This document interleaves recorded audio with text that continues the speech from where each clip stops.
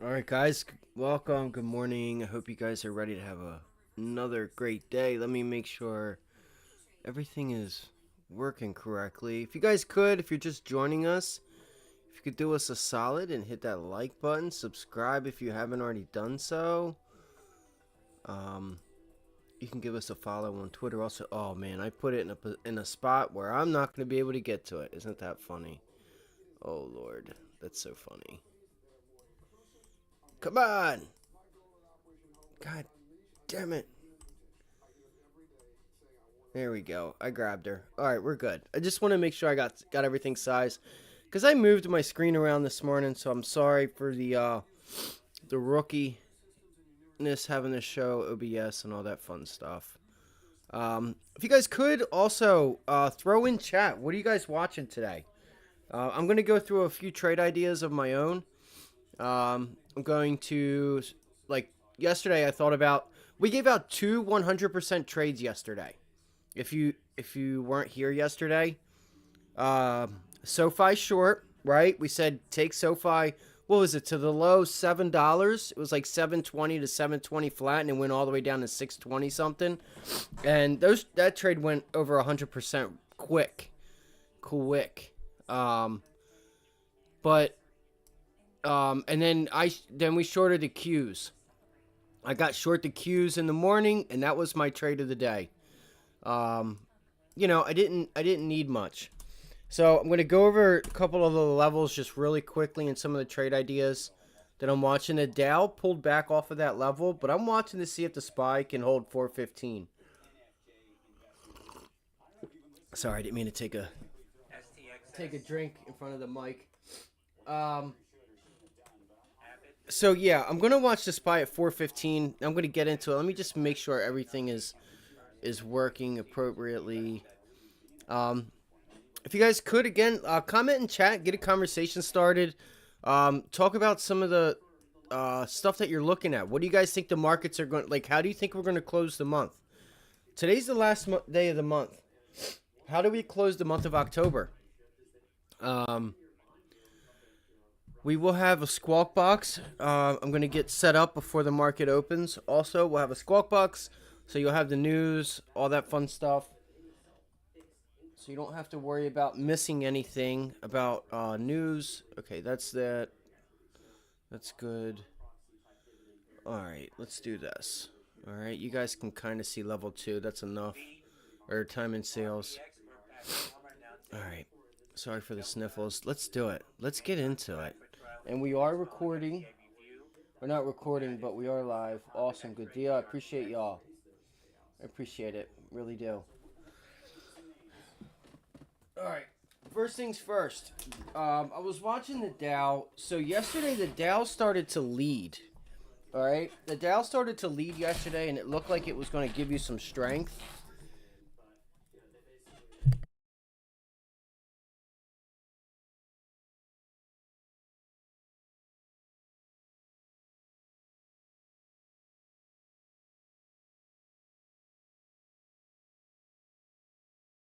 I had to fix that volume. It's funny.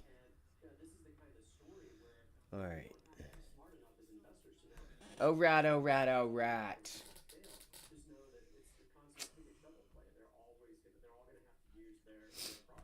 All right, let's do it. The S&Ps. We're on the SPY now. This is a 15-minute chart, guys. Watch for 415. Yesterday's.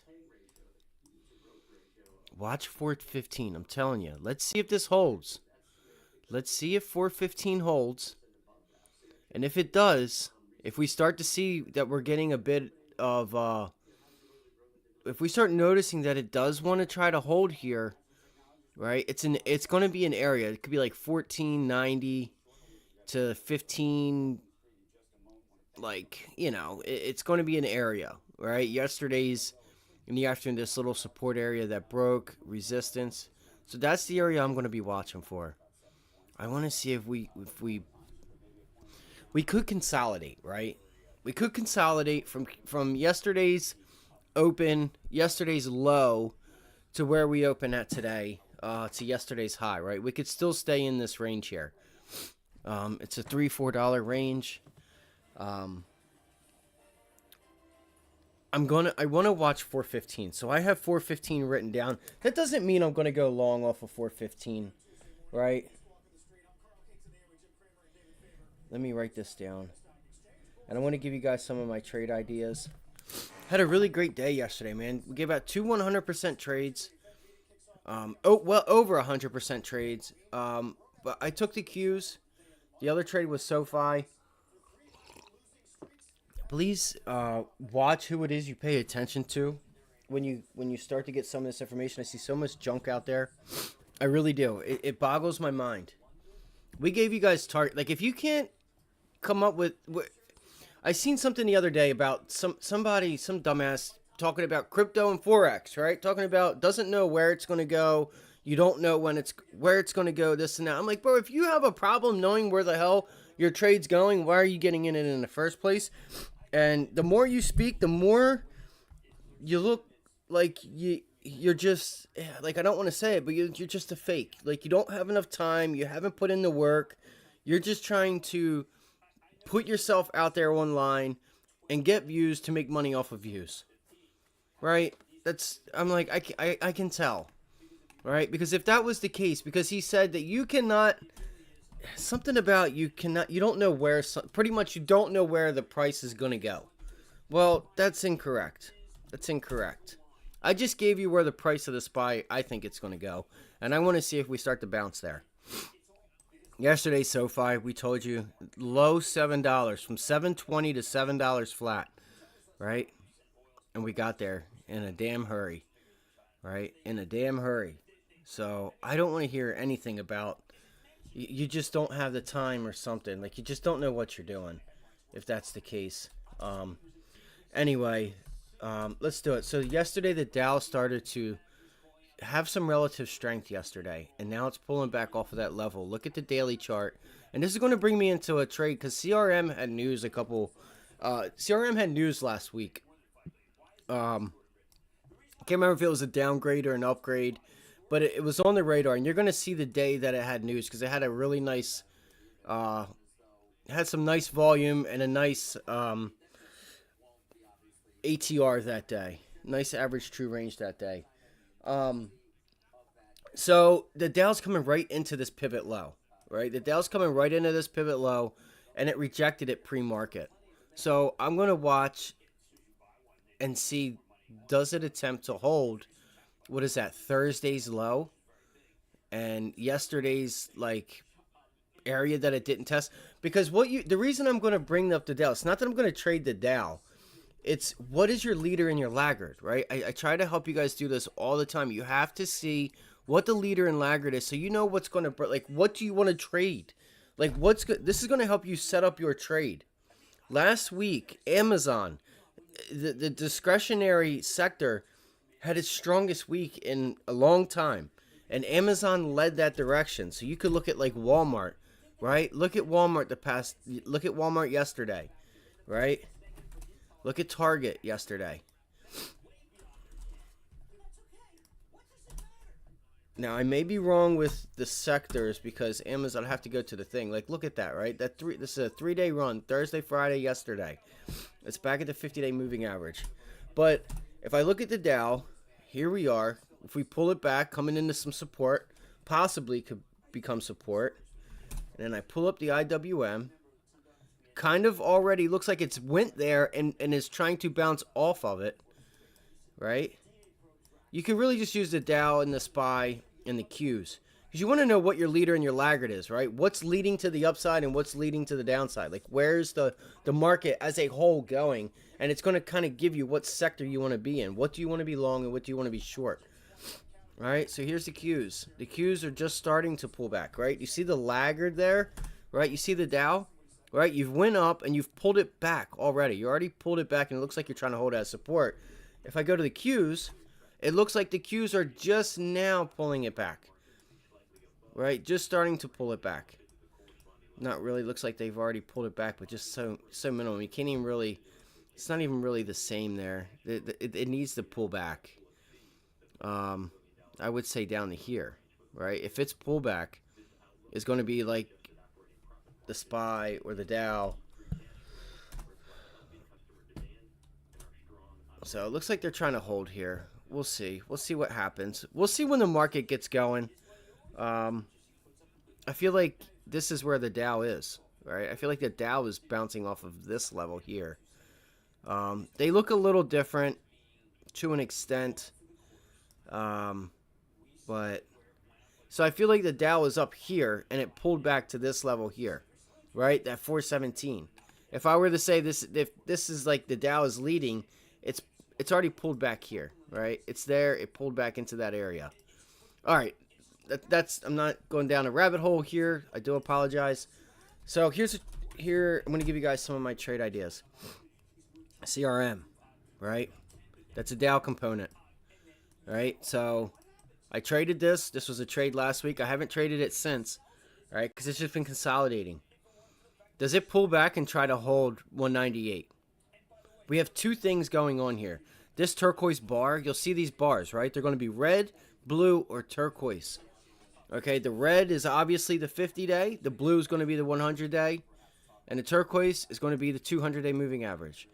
So we have broke the 200-day moving average. We are bouncing back to the 200-day moving average.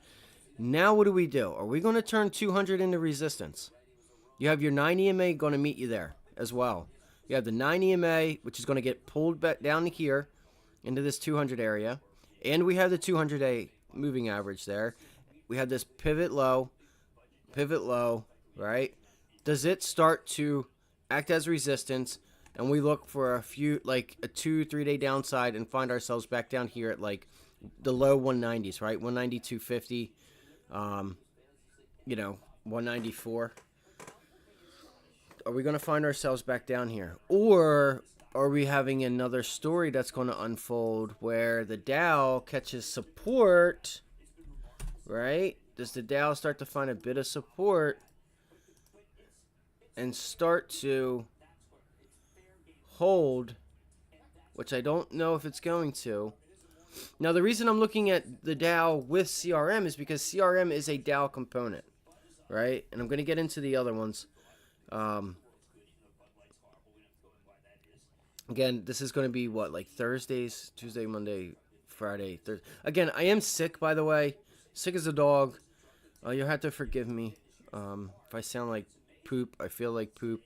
I tried last night to make the watch list, guys, and I fell asleep 3 times. I fell asleep 3 different times, and it takes me so long to do something. And I never got it out. It was like 10:30, almost 11 o'clock, and I'm like, you got to be kidding me. So I'm going to be watching this level. If the Dow can't hold this level to try to bring itself back up to the upside, then I'm going to not trade CRM. All right, but I'm looking for that rejection. Right, there's your pivot low. You bounced, right? You broke the pivot low. You tried to reclaim it yesterday, and it rejected, right? It rejected yesterday, end of day. All right. So that's going to be a trade idea that I'm going to be watching today, is a rejection of that 200-day moving average. All right, let's keep going. Let's get it moving. Let's go through the basics, right? There was some news with Tesla. There's a downgrade and an upgrade on Tesla. Something about electric vehicles not being... Because the reason you're seeing this thing bounce right now, it's not necessarily because of that, but there was just an upgrade on Tesla. So let's see if we can get Tesla back to 200 to 205. I want to see if we can get it back to Friday and Thursday's lows. I want to look for that 205 area. Look at all these lines. That is so ridiculous. I can't believe I have all these lines on this. I haven't traded Tesla, so I haven't cleaned the charts up. Here's what I will say that you guys need to know about Tesla. And we said this coming into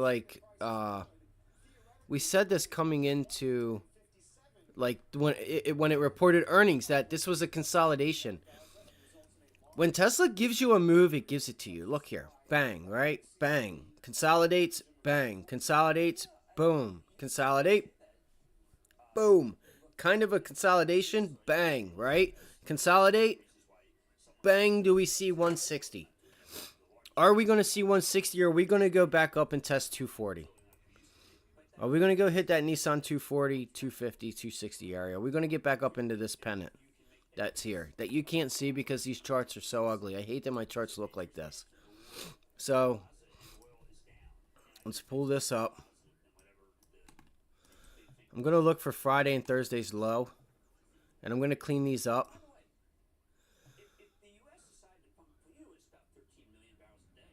Again, it's next. So we have this pivot low here. Hold up. I don't like this. I don't like this at all. I don't like it at all. I don't know if I'm going to trade Tesla today. There's other stuff that looks a lot better. Yeah, this is the area I would look for. This previous support right here. I would look to see if we get back into that 205 level. That's going to be the level I'd look for. Right? Because if you do not crack, and we can look at a longer time frame as well.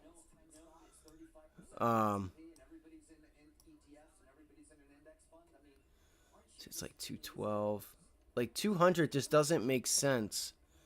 190, right? Here's your support and resistance level at 189.50 to 190, and there's your resistance at 210, 212. So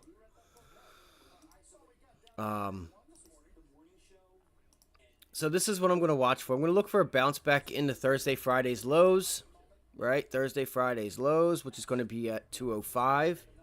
You do have a pivot here at 203-ish, 202.75 area, but I'm not going to pay attention to that much. Yesterday's price action was horrid.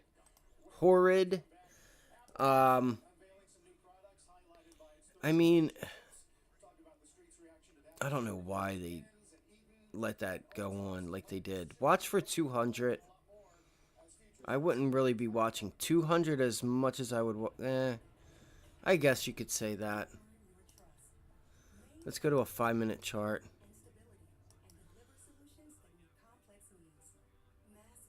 Yeah, I guess you can watch 200. You can watch 200.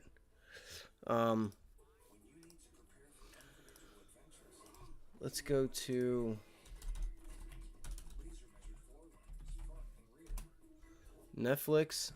Now, yesterday I was watching this area. I didn't take this trade. I wanted to see if it would reject it. 409 area.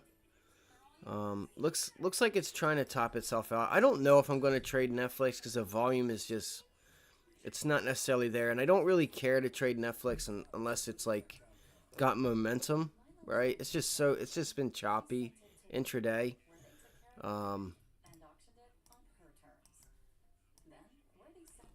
We were looking for that pullback, and now it's bouncing back to that resistance area of 416, 417.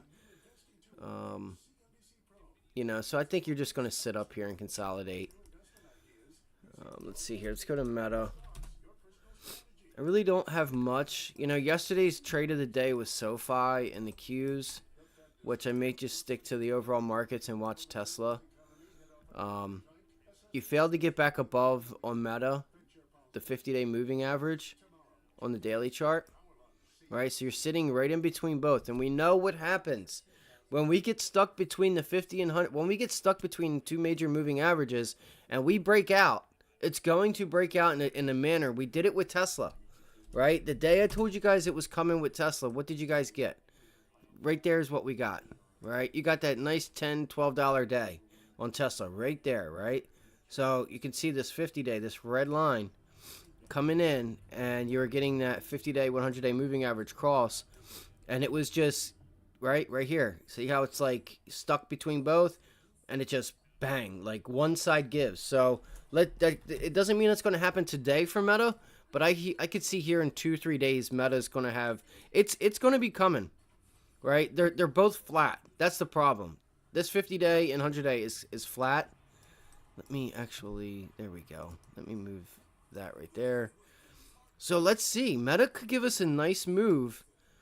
And I think I don't know if it's in the upwards direction. I'm not sure which direction it goes, but I'm going to wait for it to break and start to give us that momentum, and we will look to take advantage of that. That could be a nice momentum day that nobody really talks about but it'll give us that day where there's a ton of volume and a ton of movement, whether it's to the upside or downside, right? Those moving averages closing in, let's take advantage of it. Volume somewhat to the downside up here. We've been consolidating. It's given us the run. It's gotten back to where it was before all that stuff started happening, where the street wanted it to prove itself first. And obviously, it was ahead of the curve again. So what we have here is a really nice resistance area at 305, 306. Okay. All right. Oh my gosh, I feel like turd. I feel like turd poop.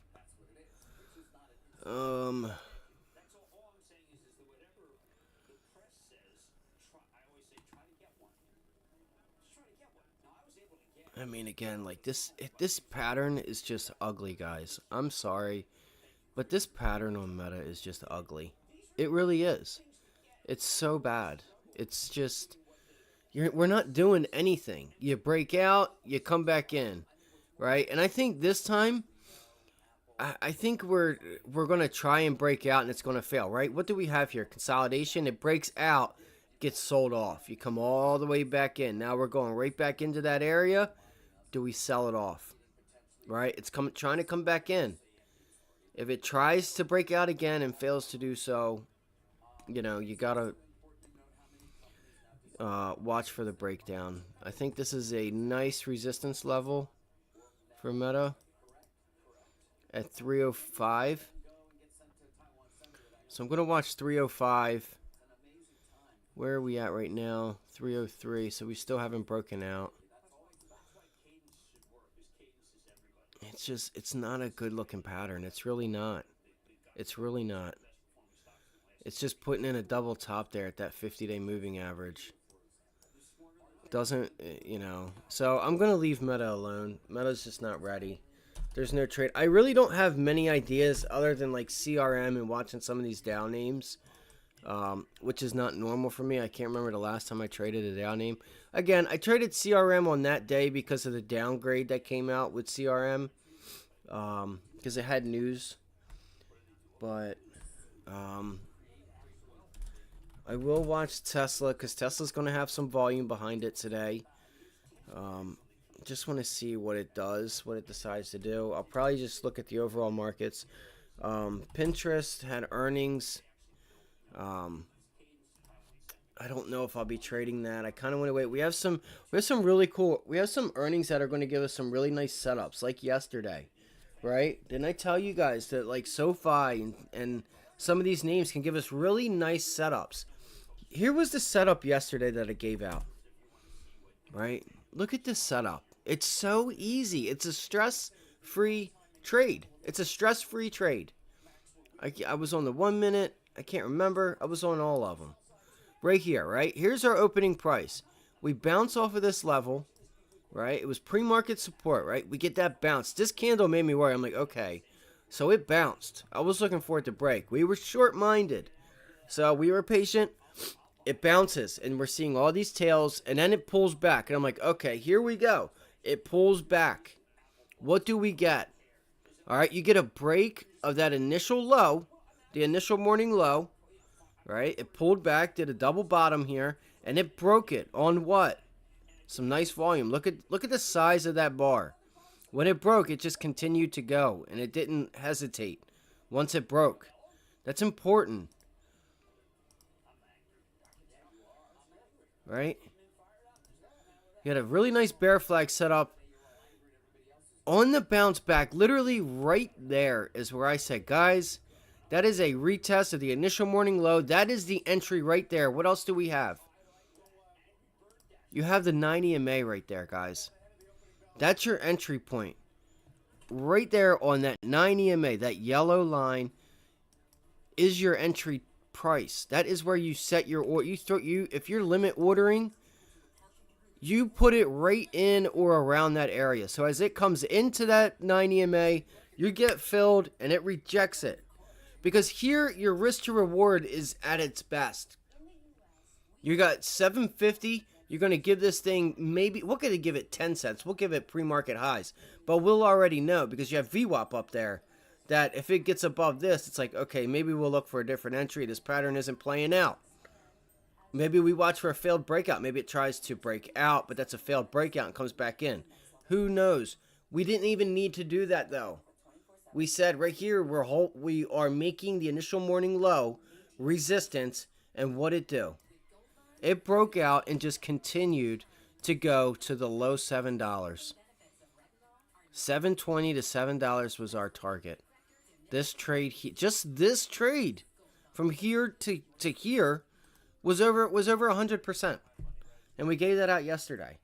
Now, as this started to do this, I turned over to the Qs, and I got short the Qs yesterday. Because we put in that lower high. That's a double top there. And I looked for the break. Bang. I took profits on this I took profits 3 different times on that trade. I took profits on the break, bounce back, bang. It might have been there where we took the trade, actually, on that retest. I can't remember. I'd have to look at the times on my entry and exits. On my entry. So that's what I'm going to look for today. I'm going to look for another nice day. 415 on the SPY. The Qs, I'm going to watch for that same area, right? That same area on the Qs is going to be right here at like 348. 348 area. But let's see. Let's see what happens today. I want to see how positioning comes in like a day before Fed Day. I'm really curious to see how, see what happens today. I'm really curious. So Nvidia, there was some stuff with chips that they made, I guess, that they're not going to be able to send to China, which is going to hurt their sales. So we can watch Nvidia today as well. We have AMD earnings. There's a lot of things coming up. Small caps, there's a lot of small caps today as well. So thank you guys for joining us. If you guys have any other ideas as well, don't be shy. You can, if you want to, you can throw them in the chat if you have any questions, if you have any stocks you want to look at, if you have any questions, anything. All right, let's do this. That was so funny. So this morning, employment cost, wages quarter over quarter, 1.2%. Quarter over quarter up 1.2%. Benefits came in just above. Same as last quarter, I'm sorry. Employment cost index 1.1 versus a 1 last month. Consensus 1% to 0.8%. Redbook 5.3. S&P Case-Shiller Home Price Index 0.4. Last month 0.6. 0.4 estimate came in line. So let's see. We have Chicago PMI here at 945. Consumer confidence. So let's see what is to come. We have AMD earnings, First Solar. Like, we're going to start getting some fun ones. Like, guys, I'm telling you, Roku, I don't know about PayPal, but like Palantir, some of these names, like I told you, like SoFi, you seen the pattern that SoFi gave us yesterday? That break of the lows has a bear flag underneath that double bottom low on the initial morning low, and it acts as resistance. Some of these names, right? CRM. They give you really nice patterns, guys. That's why I bring them to your attention, right? Don't just look at them as now some of them are going to act different than others. It's just being in the know. Doing this for as long. I've been training for close to 10 years now. So I know a lot of these names and how they trade and the type of setups that they'll give you, right? Some of these stocks are going to have wider spreads. Like you might want to stay away from some of them. But there's a lot that you could look at and get confused to say, hey, I don't know about Roku. I don't know about, you're better off trading Roku than you probably are if you're trading options, that is. then you're better off trading Roku's options than you are Caterpillar's options, right? Caterpillar's get really spready. It's not something I would suggest, but they can bring good opportunities, guys, and they're not that volatile. Roku can be volatile, but like DraftKings, right? It's a lowered, it's not an expensive stock. Learn the price action. They can give you really nice setups. I'm telling you, I wouldn't say this if I really didn't feel that way, because I've traded like all these names, right? I'm getting ready to look at Rig, Transocean, because I want to see how they did. So there goes Nvidia. I'm gonna chart out Nvidia real quick, because I think that might be the okay. So it's not even moving. So let's see here. And I'm gonna get the Squawk Box and everything ready to go. Let's go to the daily chart. I have too many lines here. So we're looking at this 400 level. Now you see this head and shoulders. I know everybody, I'm sure, sees it. I want to see if this 400 level breaks. That's what I'm wanting to see. And we can at least take it down to 380. That's a $20 move. I thought about getting short yesterday and I didn't.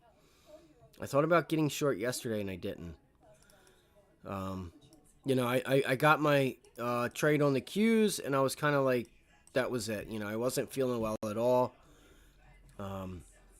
Looks like we came up to that pivot low area and we were making it resistance.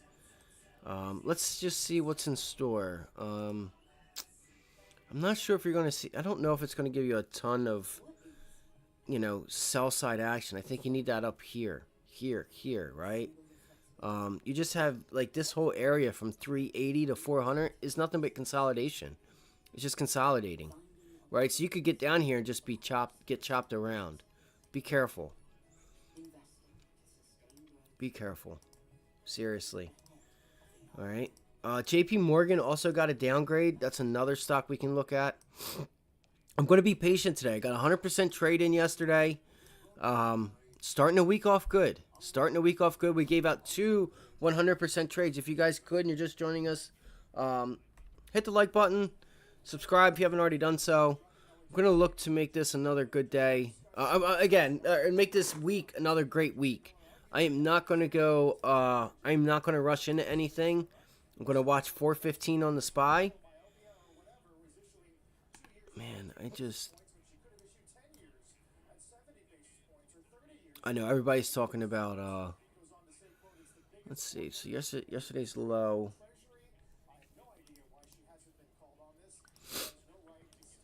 Yeah, Stanley Druckenmiller's right. This whole administration is garbage.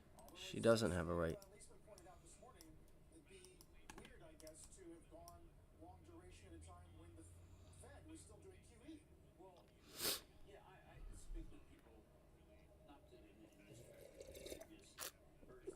It's just Stanley Druckenmiller just tries to put his name out, or he puts his opinion out way too much. Okay, we know you don't like Donald Trump. Don't care. We know you don't like Biden and them. You don't care. The people that you're wanting other people to elect, they're not even going to get nominated in the primaries.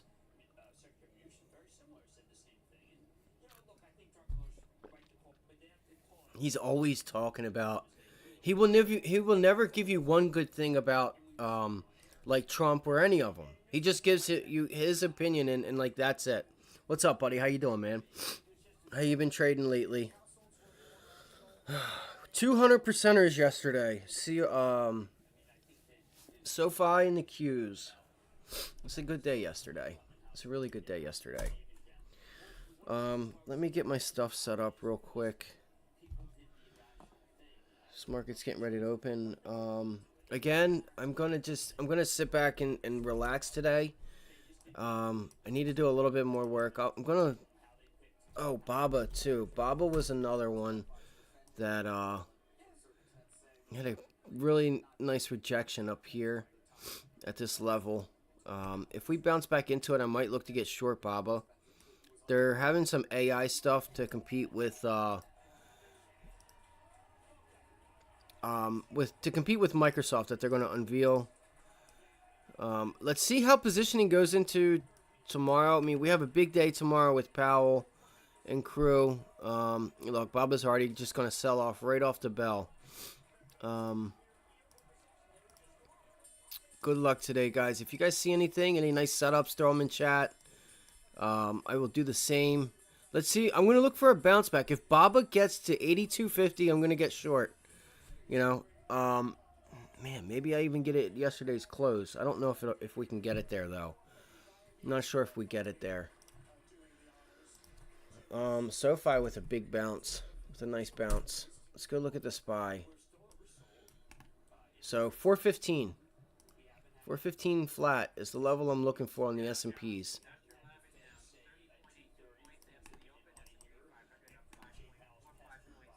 There's a lot of small caps running. Maybe I'm going to look at some small caps. I feel like that's probably your best opportunity today. I don't really see too many setups that are clear other than like CRM and a few others because of the Dow, the way the Dow is set up, and just what I've been trading since last week after they came out with that downgrade.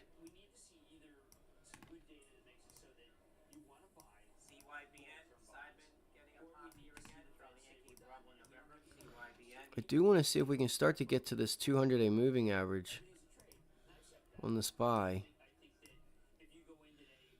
Pull it back. So there we are going into yesterday's close. It sounded like Offset was at the NASDAQ. He's like, I can't do it because I'm sick.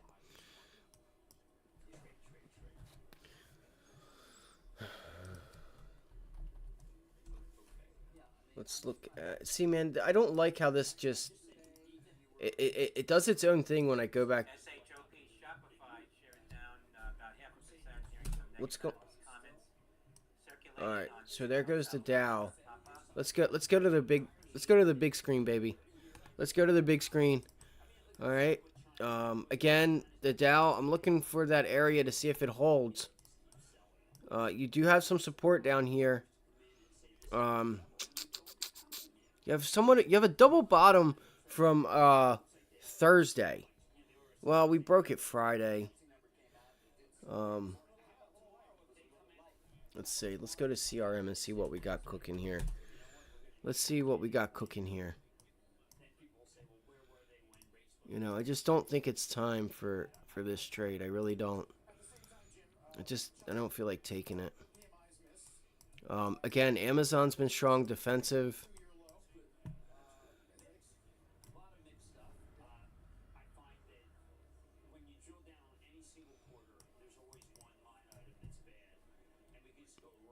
That is the area to get short right there. That's your area to get short if you think, yep, look at that.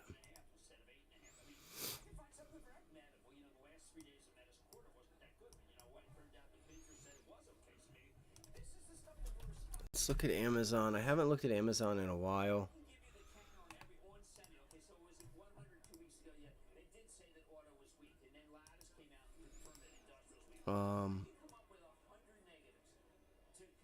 Oh, cool. That's what's up, man. Yeah, sometimes you gotta do that, bro. Sometimes you gotta do that. There's nothing wrong with that at all.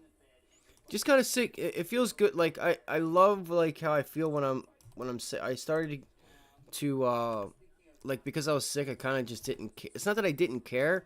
It was like I didn't think. I didn't have an emotional attachment at all. And I don't know why I have. I think because I was in like this tilt mode, I guess. It was weird.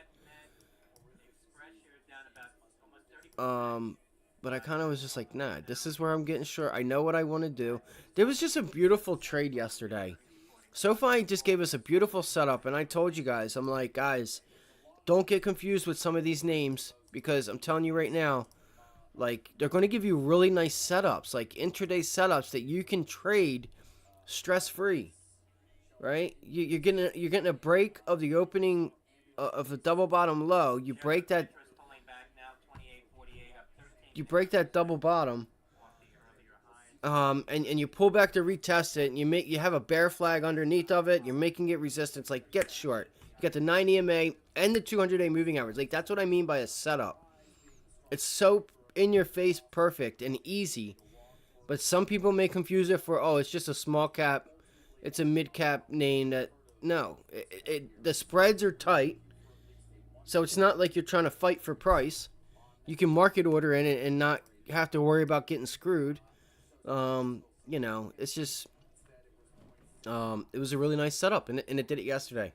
Gave us well over 100%.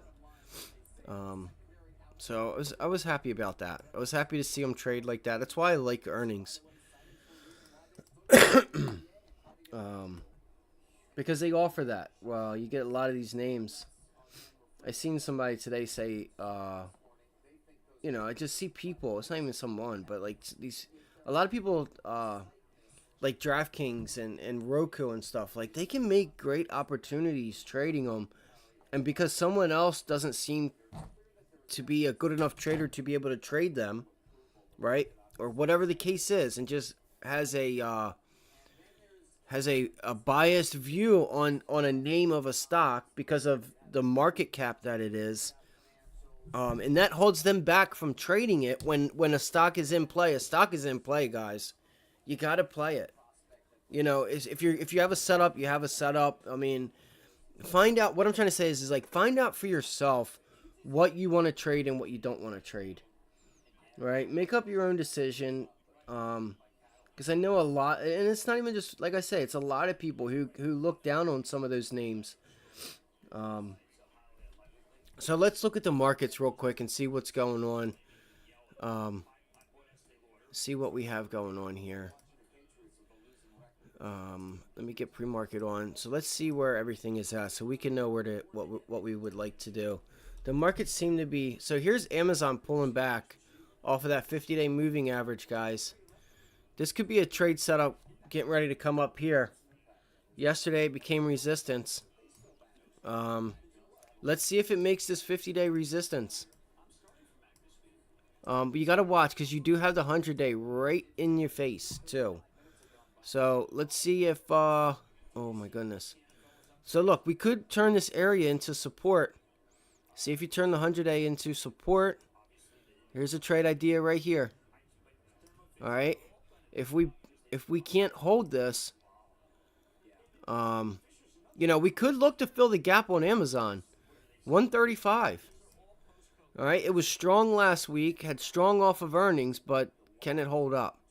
You have a huge gap fill here, guys. There's a nice gap fill to 134. I would look to take it up here to 135. There's the bounce. Let's do it. Let's hit it. Let's go. Let's do it. Let's see what we got. What's she going to do? Where's the volume? So I'm looking at Amazon right now, guys.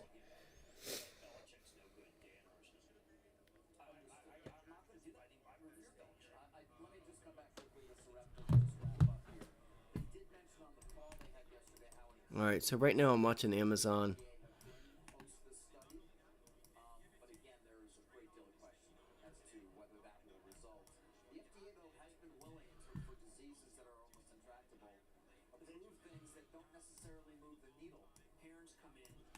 I wish I could get just like pre-market on there.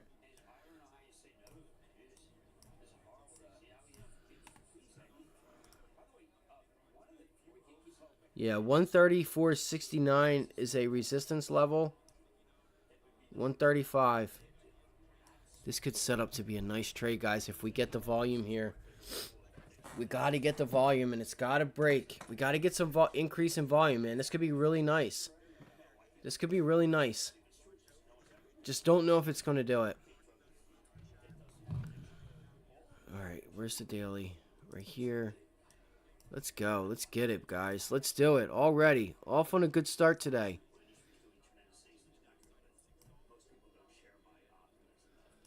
I got to bring that in a little bit to make sure. All right. So it looks like, what did we do? No, we haven't even pulled it back yet. I want to see us pull it back to Friday's close because we broke back into Friday's close.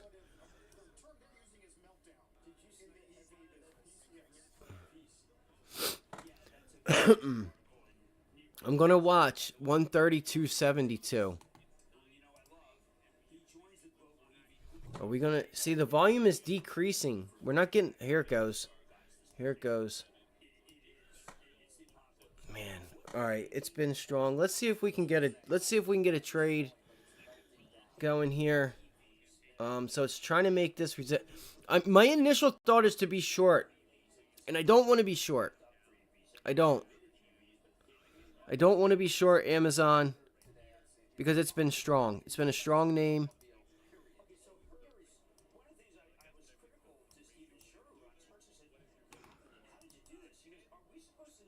I just feel like this area is too much. This 133 area is too much, guys. It's been in resistance area for quite some time now. We got to see what the market does. If the market's going to go higher, then maybe we stand a chance. Then maybe we stand a chance. See, I don't have a game plan really for this. I do have a target. I do have that. We have a gap here. Okay, never mind. It filled it. 126.17. Yeah, it filled it already. Damn it. I wish that volume could get lower. You gotta watch Friday's close.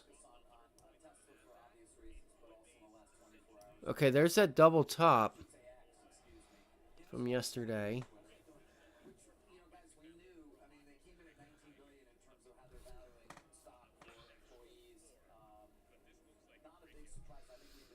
Let's go to the charts.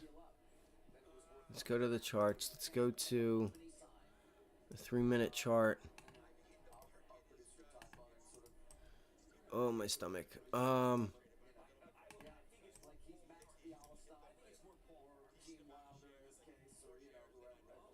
Here we go. So it's bouncing up in there. Let's see what happens at Friday's close.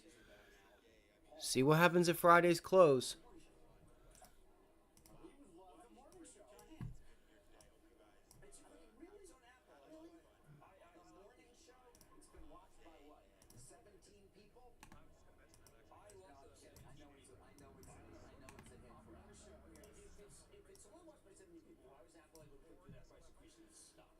I feel like I gotta stick to my gut on this one. There it is. There's the rejection of Friday's low. Or Friday's close.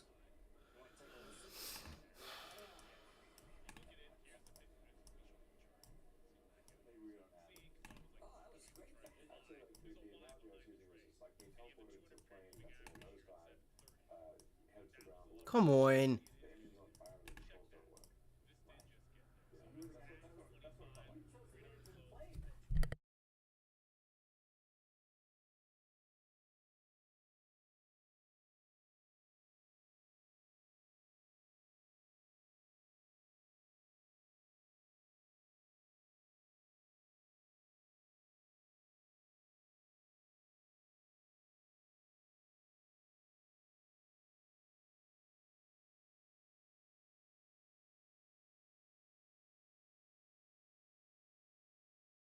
All right, what's it gonna do? That's a nice bounce off the 200-day.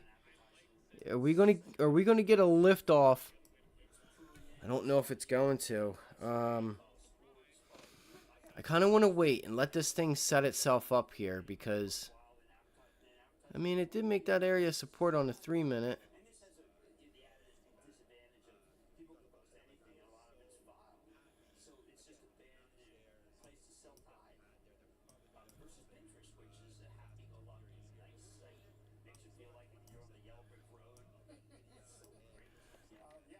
What's the overall markets doing? Keep your eye there.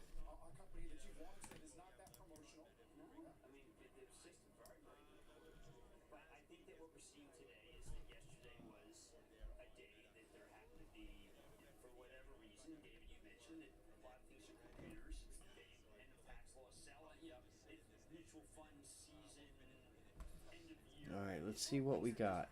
Let's see what we got here. And I would also, I don't know, I would make sure the stream is live too, guys. Like, I would make sure that everything's live. I'm going to have to figure out why. Because, like, on my one screen, it's lagging. So make sure everything is working for yourself. Alright, looks like I think we get the rejection, guys. I do, right off. I just don't think you're going to get this big move on Amazon. SPY's pulled back. So SPY broke 415. It never held it.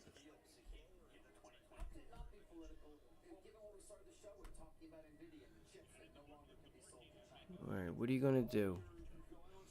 What are you going to do here, Amazon?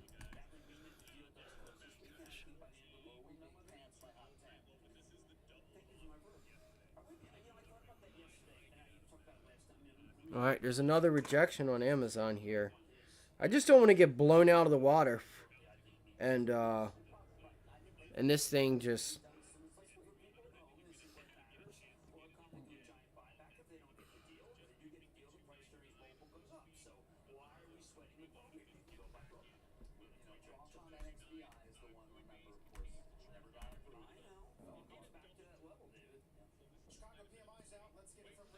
Alright, there's Chicago PMI, guys.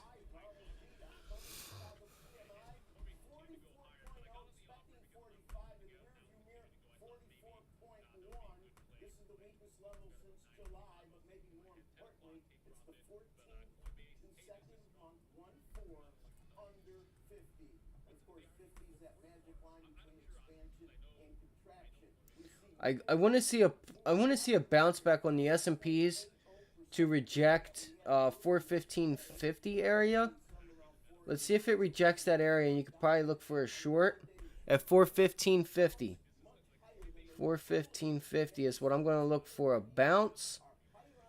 And then, yeah, 415.50 area if we get up there, and then see if we reject it.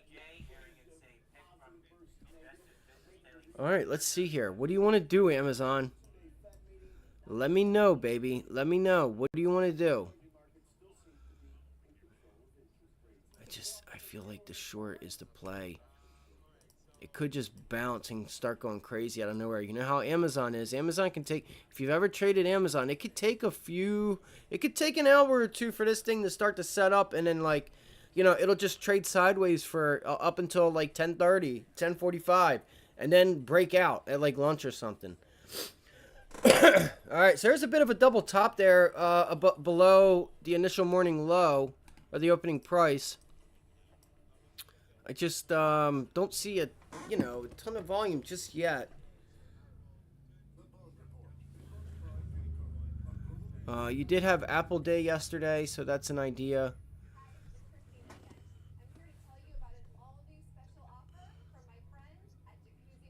You know, it's hard to get short a strong name, but here comes a pop. Should bounce.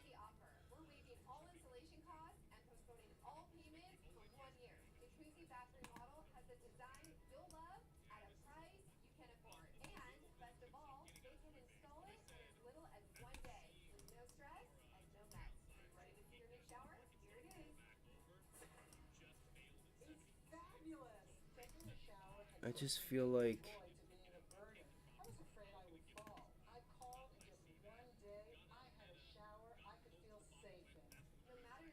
we're at resistance. I might go for it. I'm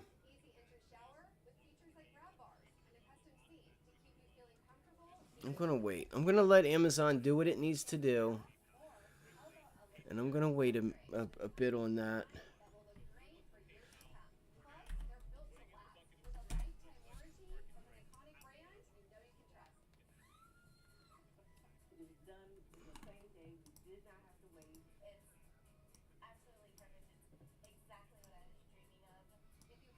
And if you guys see something and you guys take it, don't wait for me.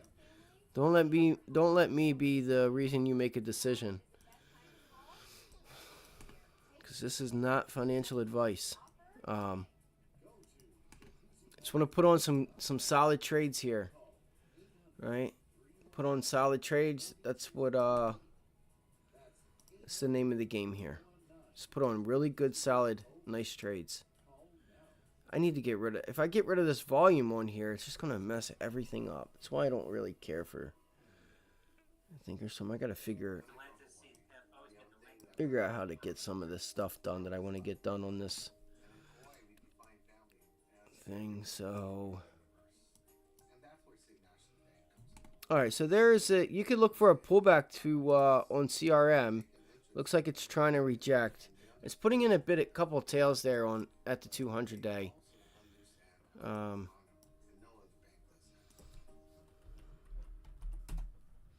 I'm still really interested in Amazon. See what it wants to do. Um, what's Nvidia doing? Let's go to the bigger chart so we can see what the hell's going on. Charts.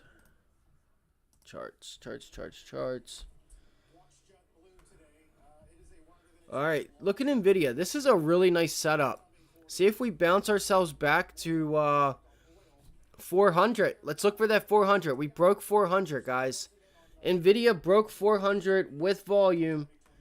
There's the trade. Screw Amazon. I'm not looking at that anymore. I want to see Nvidia. I'm looking at Nvidia 400 now. Alright, I'm looking at Nvidia 400. Just give me that bounce, please. Give me that bounce, Nvidia.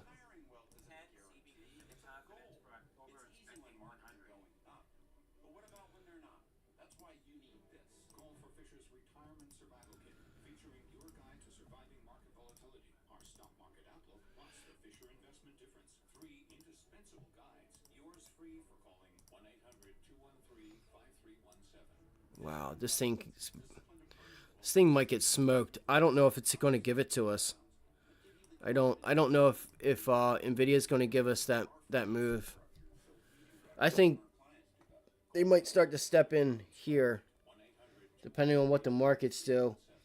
That's why the SPY sold off like it did, and it looks like we're going to start going down a bit further.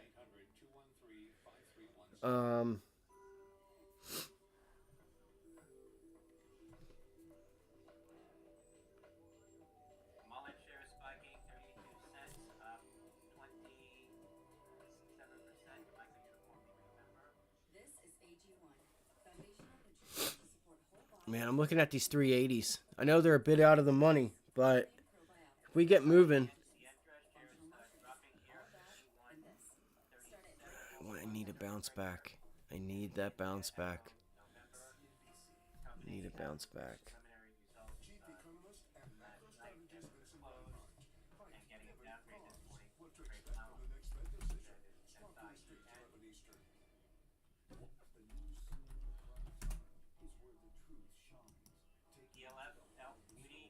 And look, there goes Amazon. That's a failed breakout.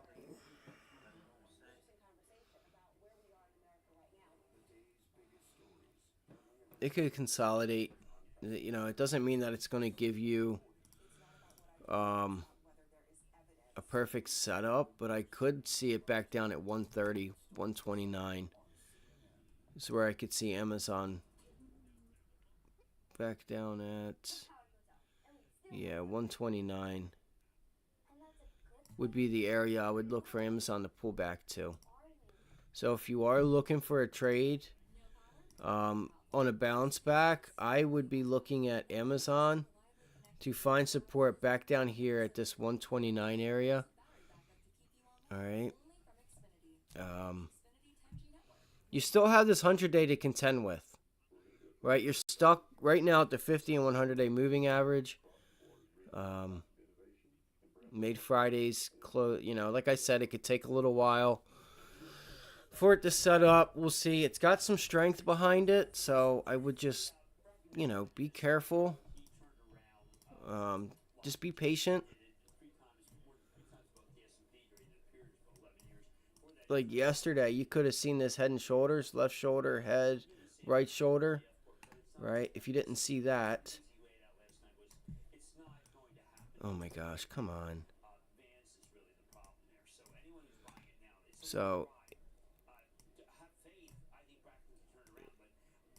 you know, left shoulder, head, right shoulder, and it came up and made it resistance and did not sell off. It did not sell off. So you could have got snuck and it just went higher on you. So you got to watch.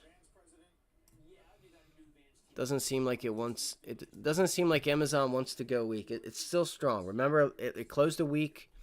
It was one of the strongest weeks for whatever that word is. I just can't remember it right now. I just don't feel well. Consumer, what was it, discretionary? Dude, Nvidia. Let's get that bounce right into 400, guys. Be patient. Let's get that bounce to 400. Look at that. Support, support, support. Breaks. Come on, baby. Give it to us. It's got some really nice volume, too. Watch out for rejection of VWAP here, too. You're going to look at that. You see what I mean? Right here, you can start to get a lot of sellers trying to step in there.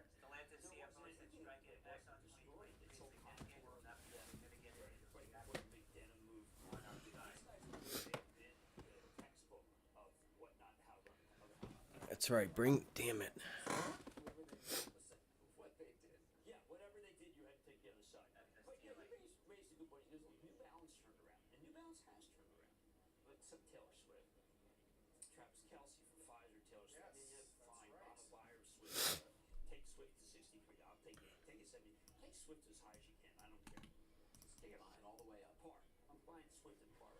Give me a bounce. Give me a bounce. Let's look around, see what's going on. Do you guys see anything with relative strength, relative weakness? There is Meta breaking the 100-day moving average, guys. What did we say about Meta? Look at that. That's a nice bear flag, making the 100-day resistance. No, not weekly. I just want a really nice setup. That's all we're looking for, is a nice setup, nice clean setup. And look to take Meta down to 294. Would be a nice move.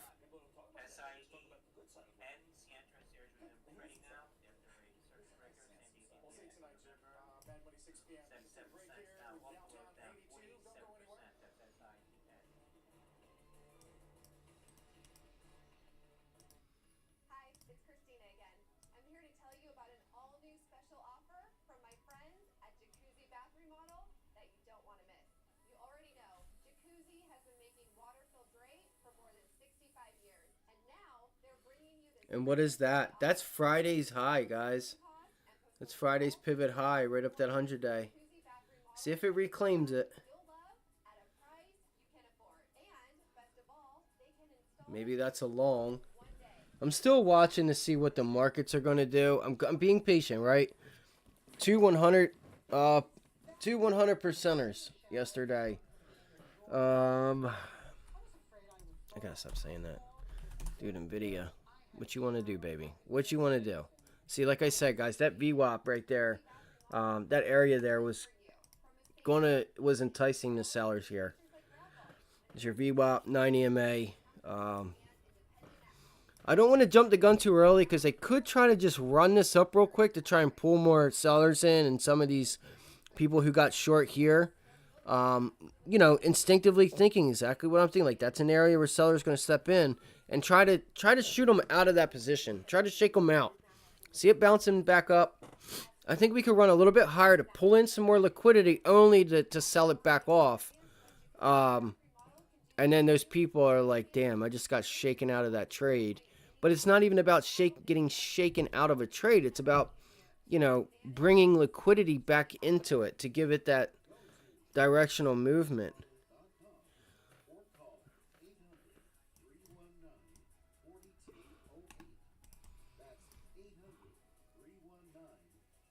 Yep, now she's trying to hold. Like I said, wait for the bounce. I'm going to wait for the bounce. I just don't know if that's enough to... And look at that. The SPY is trying to hold too. Let's see. Let's see what happens. We have a lot. We still have a lot for this week, so don't rush ahead. Don't be in a hurry to, like, rush on a trade. Wait until you see it. Wait for it to play itself out. I just want to look at the Dow real quick and see what the Dow is doing. So the Dow is at the area I said we could watch for a possible support area, right? Oh, no, it broke it. Hold on. No, that was a 30 minutes. I thought that support area was here. Yeah, it should be here at 328. Yeah, 328 should be the area. No, it did. It broke it. It broke it. It was 329. It broke it. It was 321, 329. So what's CRM doing? CRM just holding on by a string. Um, I don't think. I think that trade's over with. I feel like. Here it goes. It could start to. It could start. You guys see what I'm looking at here? It broke the 200 day. Now on this break of the 200 day, it hit it double bottom, and then broke it. We traded it this day because there was a downgrade. There was a news catalyst for this, and it brought in some nice volume. Um, and that's what brought CRM on our radar. So right here, um, see our resistance is up there at 203, 204.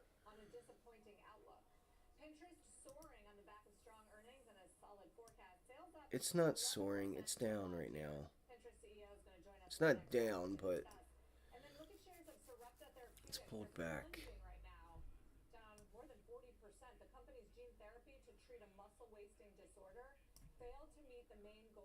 See, it can sit here and hold this area, but I would like to get this thing down to like 195. Like, is that too much to ask?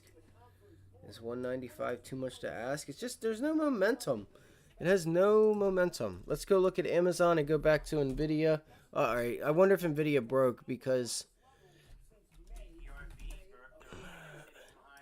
no, it's bouncing.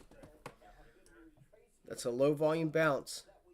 I'm going to start thinking about taking this short again, guys.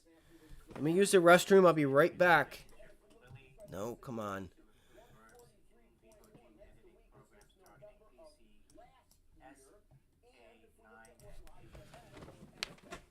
Ugh.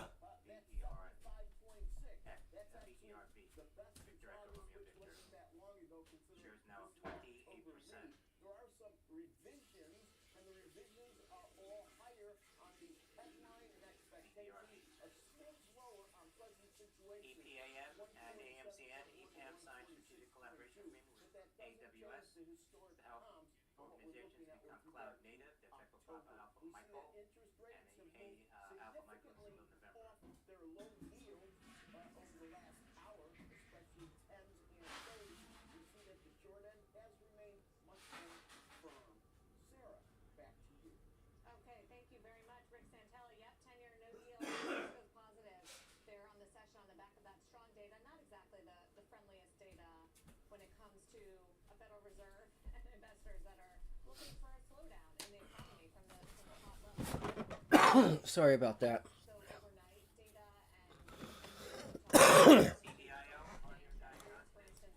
All right.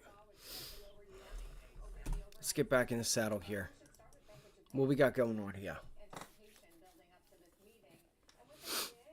All right.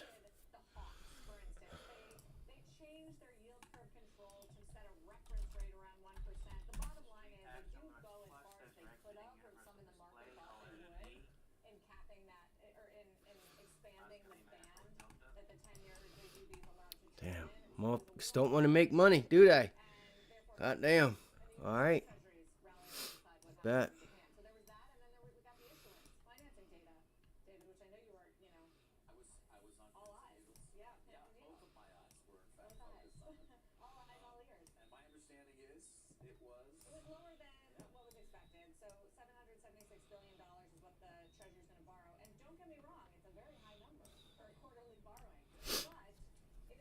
All right, so there is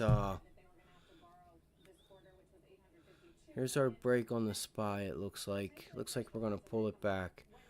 I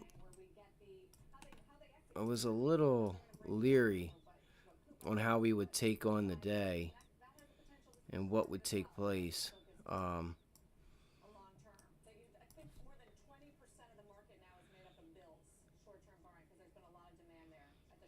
346. Okay, so this is the Qs. All right. We are so far away.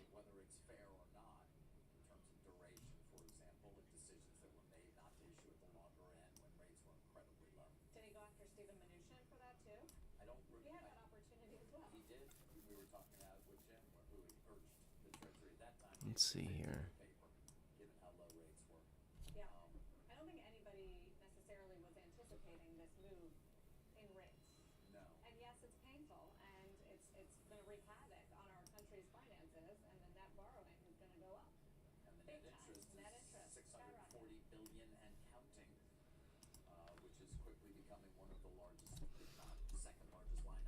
So I'm gonna. All right. So look, J.P. Morgan is, well, it's actually kind of holding.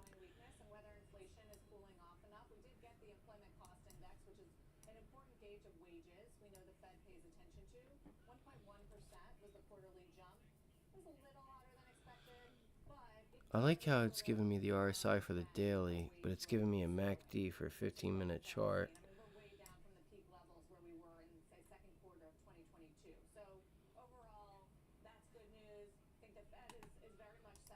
I wish I could make it smaller. I wish I could make that smaller.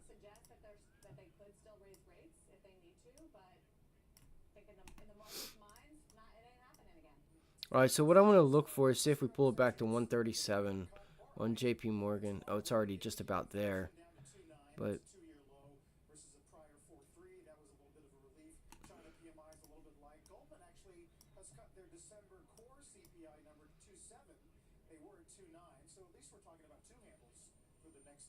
yeah, flat.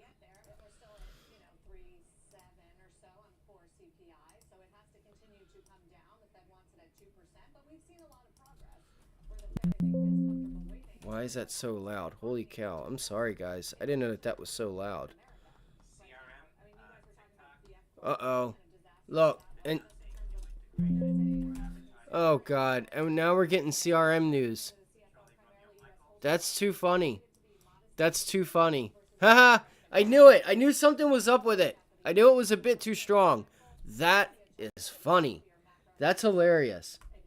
That's so funny. That's so funny. That's so funny. That's so funny. I'm so glad I stayed away from that. It just did not feel strong. It didn't feel weak to me. Right? It's trying to make that 200-day resistance, but it just wasn't there. It felt like it wasn't there.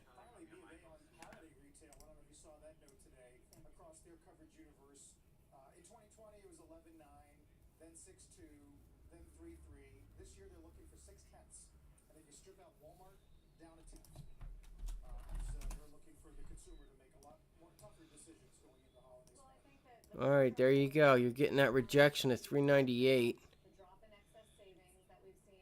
398.50.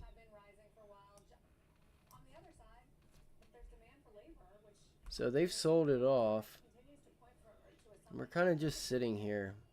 Doesn't seem like we're going to get much today because of the week that we have ahead of us. We're getting ready to have a ton of opportunity. Yeah, look how light the volume is compared to, which is completely fine. I mean, we have a huge week coming up. All right, that could be a nice resistance area here.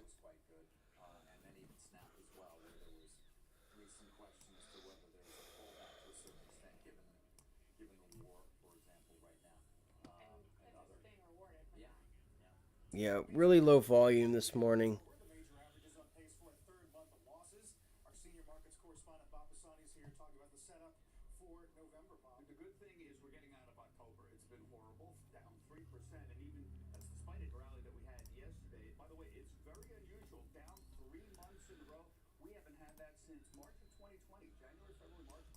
So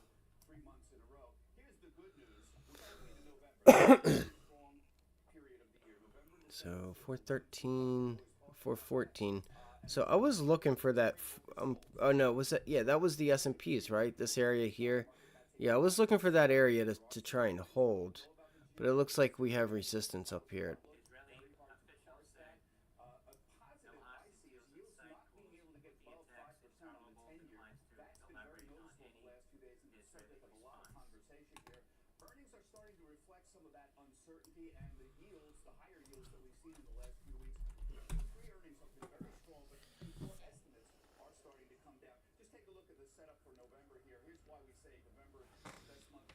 Wow, look at that pop, guys.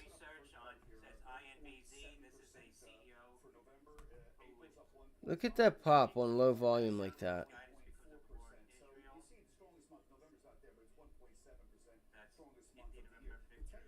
Dude, there goes the SPY. What just happened?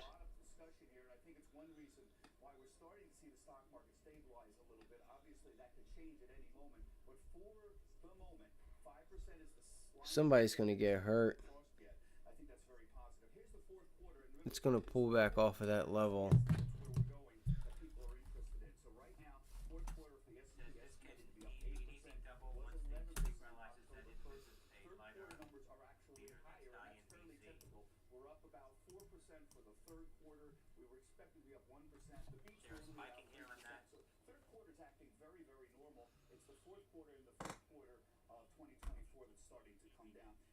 All right, let's see here. Um,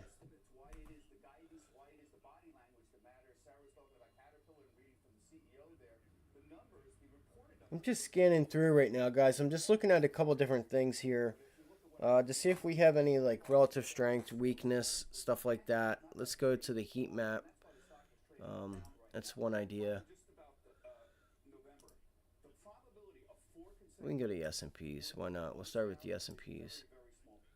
So there's nothing really DHR. It's kind of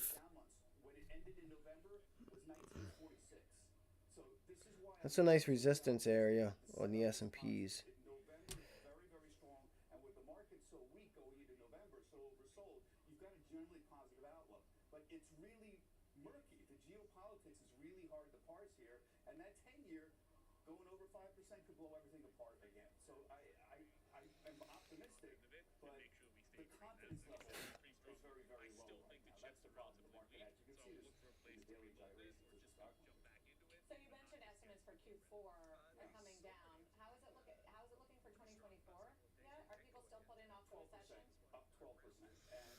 Oh man, I still feel like crap.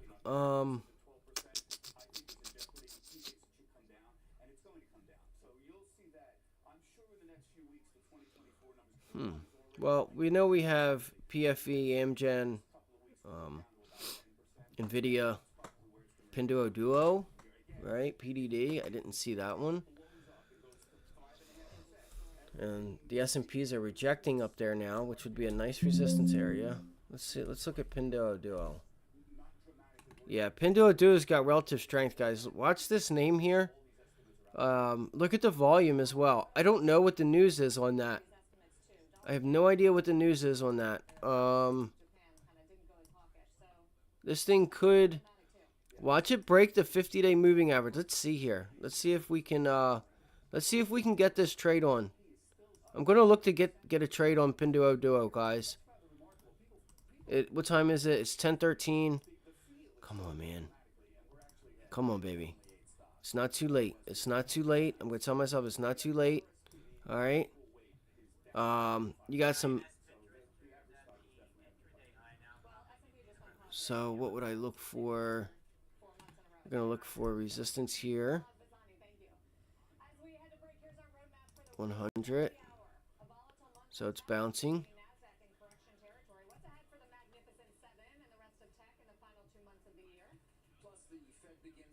Come on.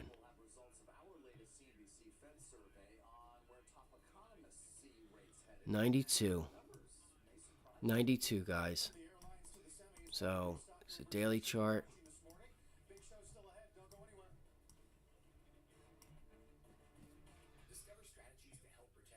92. There's a key area.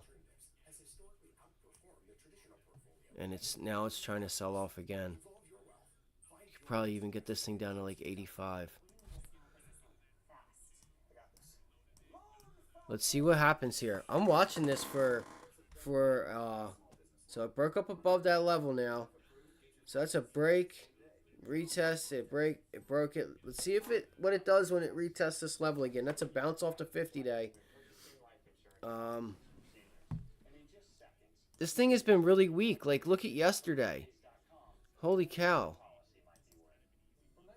I'm not sure why it's been so weak.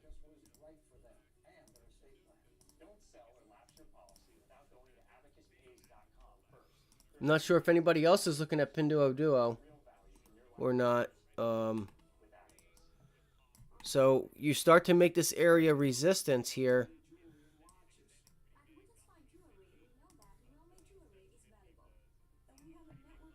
Right, you start to make this area resistance. We're up at it now. And then we want to look to take profits. I'm going to give these marks to take profits at least that for me. All right, 97.96 is going to be one if it rejects that area, which it looks like it's holding now. And where is, so it broke back above it. Yeah, you got to watch and see if you can get that test of 102.36 double bottom there. Man, you have a gap fill. Oh man, I should have done that first. This is what I should have did first. Man, look at that. It's just been screaming to the downside.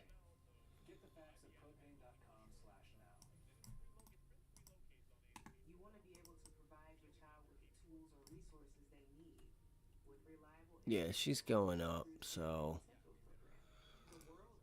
I'm gonna give this thing a minute and let it do what it needs to do.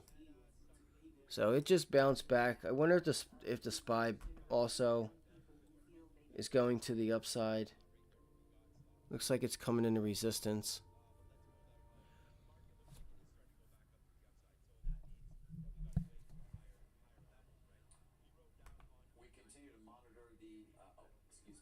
All right.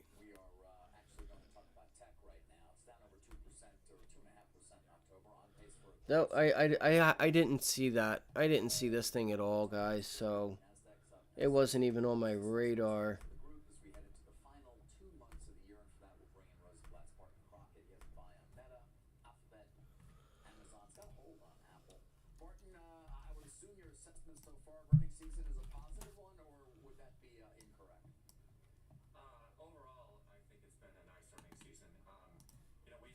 Meta, Amazon.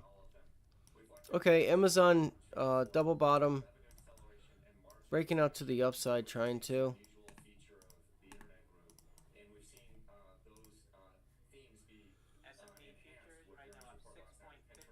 I knew it. I was about 50 cents off. I had a feeling we were going to try and go for the upside.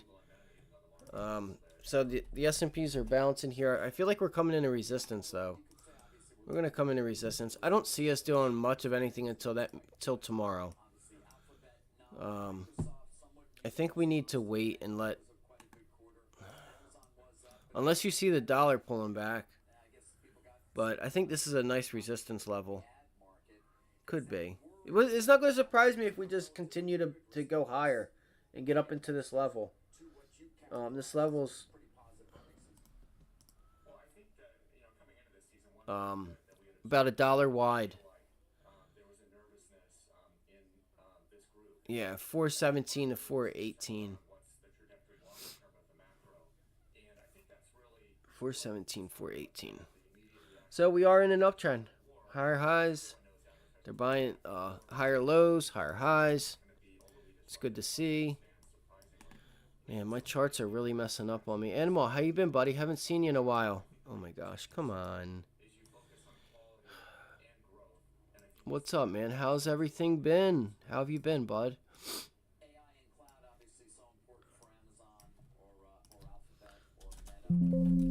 As you can tell, I'm kind of sick.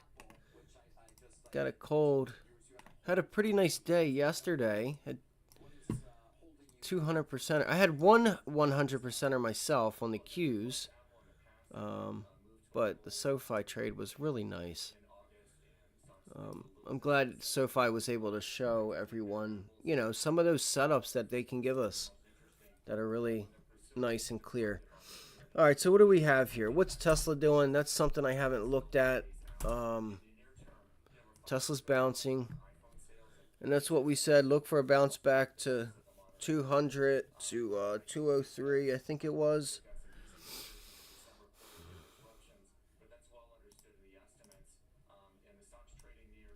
Yeah, this level here, we're looking for like 205. That's what it was, I think. 205.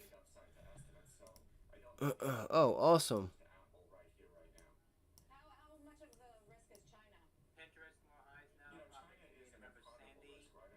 Oh, that's cool, man. That's awesome. I haven't taken a vacation in a while.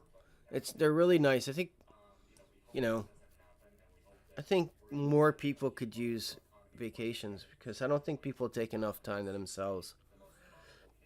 Man, look at this volume on Tesla, guys. Tesla has some volume today. That's cool though. That's awesome, man. Glad to hear that.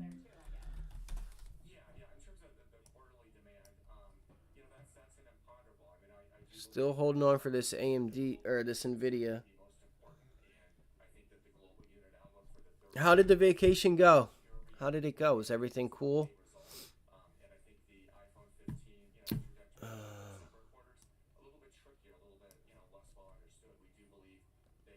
Because I am sick as a dog right now, and I just feel I'm just sick, man. No real reason. I just don't look the best.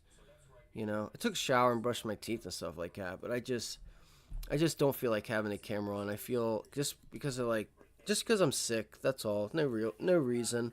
I'll turn it on tomorrow. I'm sick. I wasn't able to get a haircut and shave this weekend because um I didn't want to get the hairdresser sick, so I didn't go and do that. And so it kind of just that's all. That's the only reason. Just because I'm not feeling well, I'm not feeling the best to to try and be presentable. That's all. That's the only reason. Let's go back and look at Amazon real quick. I am starting to feel a little bit better, but I still feel like I am still sick enough that again, I'm staying to myself. I don't want to get anybody else sick because it's kind of ignorant, right? Who the hell wants to feel like shit? You don't want to give it to somebody and just go out and just go about your day like nothing's going on, right? Only to get someone else sick who has to work and live life. You don't want to do that. But yeah, that's all. I just had the camera off because I look better than I feel, I'm sure, but it just made life easier on me. Didn't have to worry about the camera and worry about myself. All right, I need to try. I felt like today I didn't have many trade ideas. Um, so I'm still just scanning. Let's just see what Nvidia decides to do. Here at 400, we're coming into 400 right now. This is a low volume bounce back into 400. We have the 9 EMA coming in on a 15-minute chart. So, are we going to reject it, man? If we start getting a ton of sellers in here, get ready because the trade could be coming our way. And where's the cues and the SPY? I got to feed the little girl. As soon as Nvidia goes to 400, the little baby comes in to come eat. I know, sweetheart. You okay? You hungry? Okay. Okay, I knew it. Isn't it hilarious? It's like clockwork. Okay, I'm coming. Alright, so the SPY is looking to get a rejection in that area. Come on, NVIDIA. Alright, let's see here. Alright. Alright, so I'm going to watch NVIDIA right now, guys. I'm going to watch to see if we can see what happens here on NVIDIA if we start to reject this level. I'm going to give it a minute. I'm not going to just jump right into it. If I got to pay up for the trade, I'm okay paying up for the trade. So this is going to be a short on NVIDIA. Up around that 400 level. We broke it. Hi, sweet pea. I'm coming. Hold on.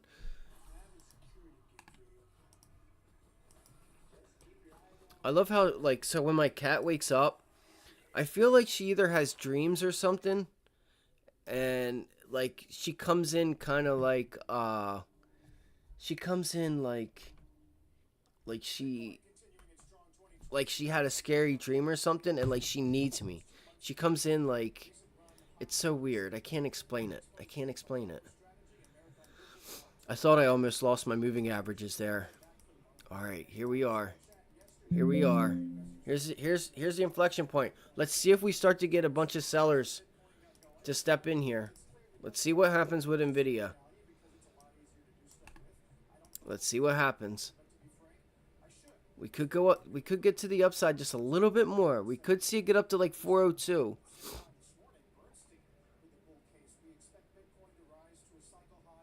Oh, I just have to leave, and after that, everything will come to.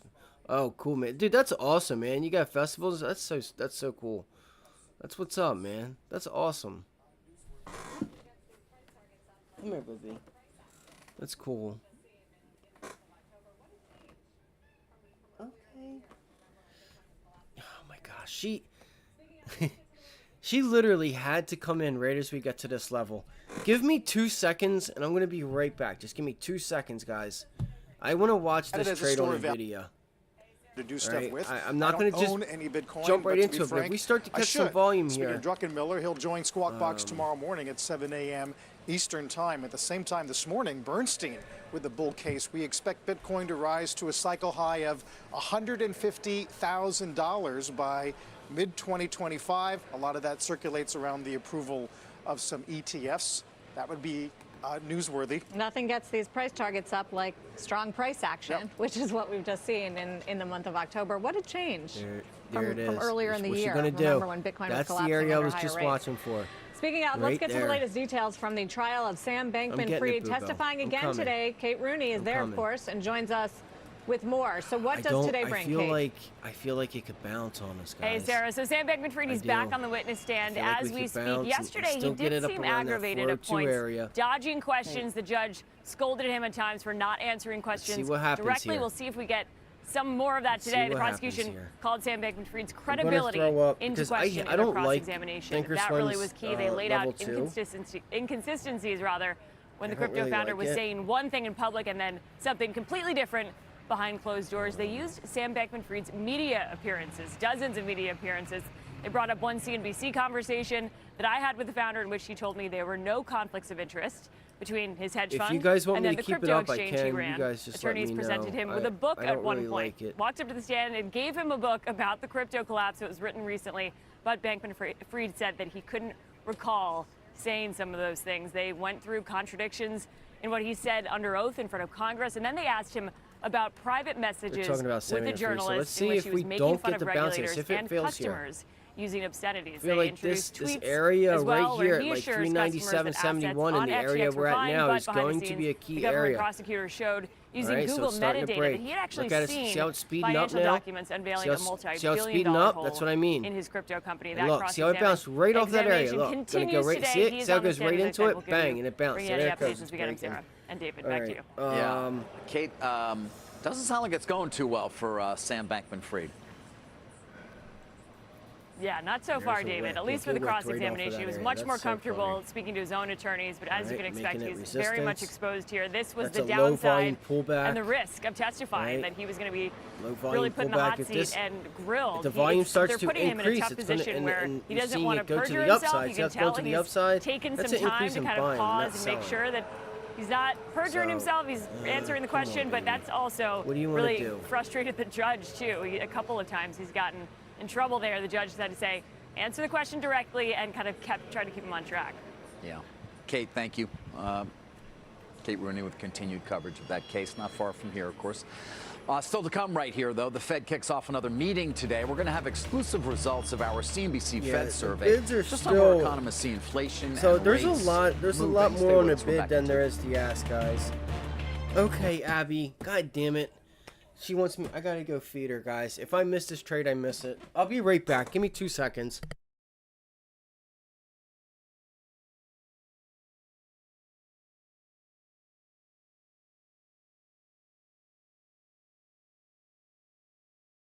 I'll get into that in 1 second, buddy. I'll be right back. Give me 2 seconds.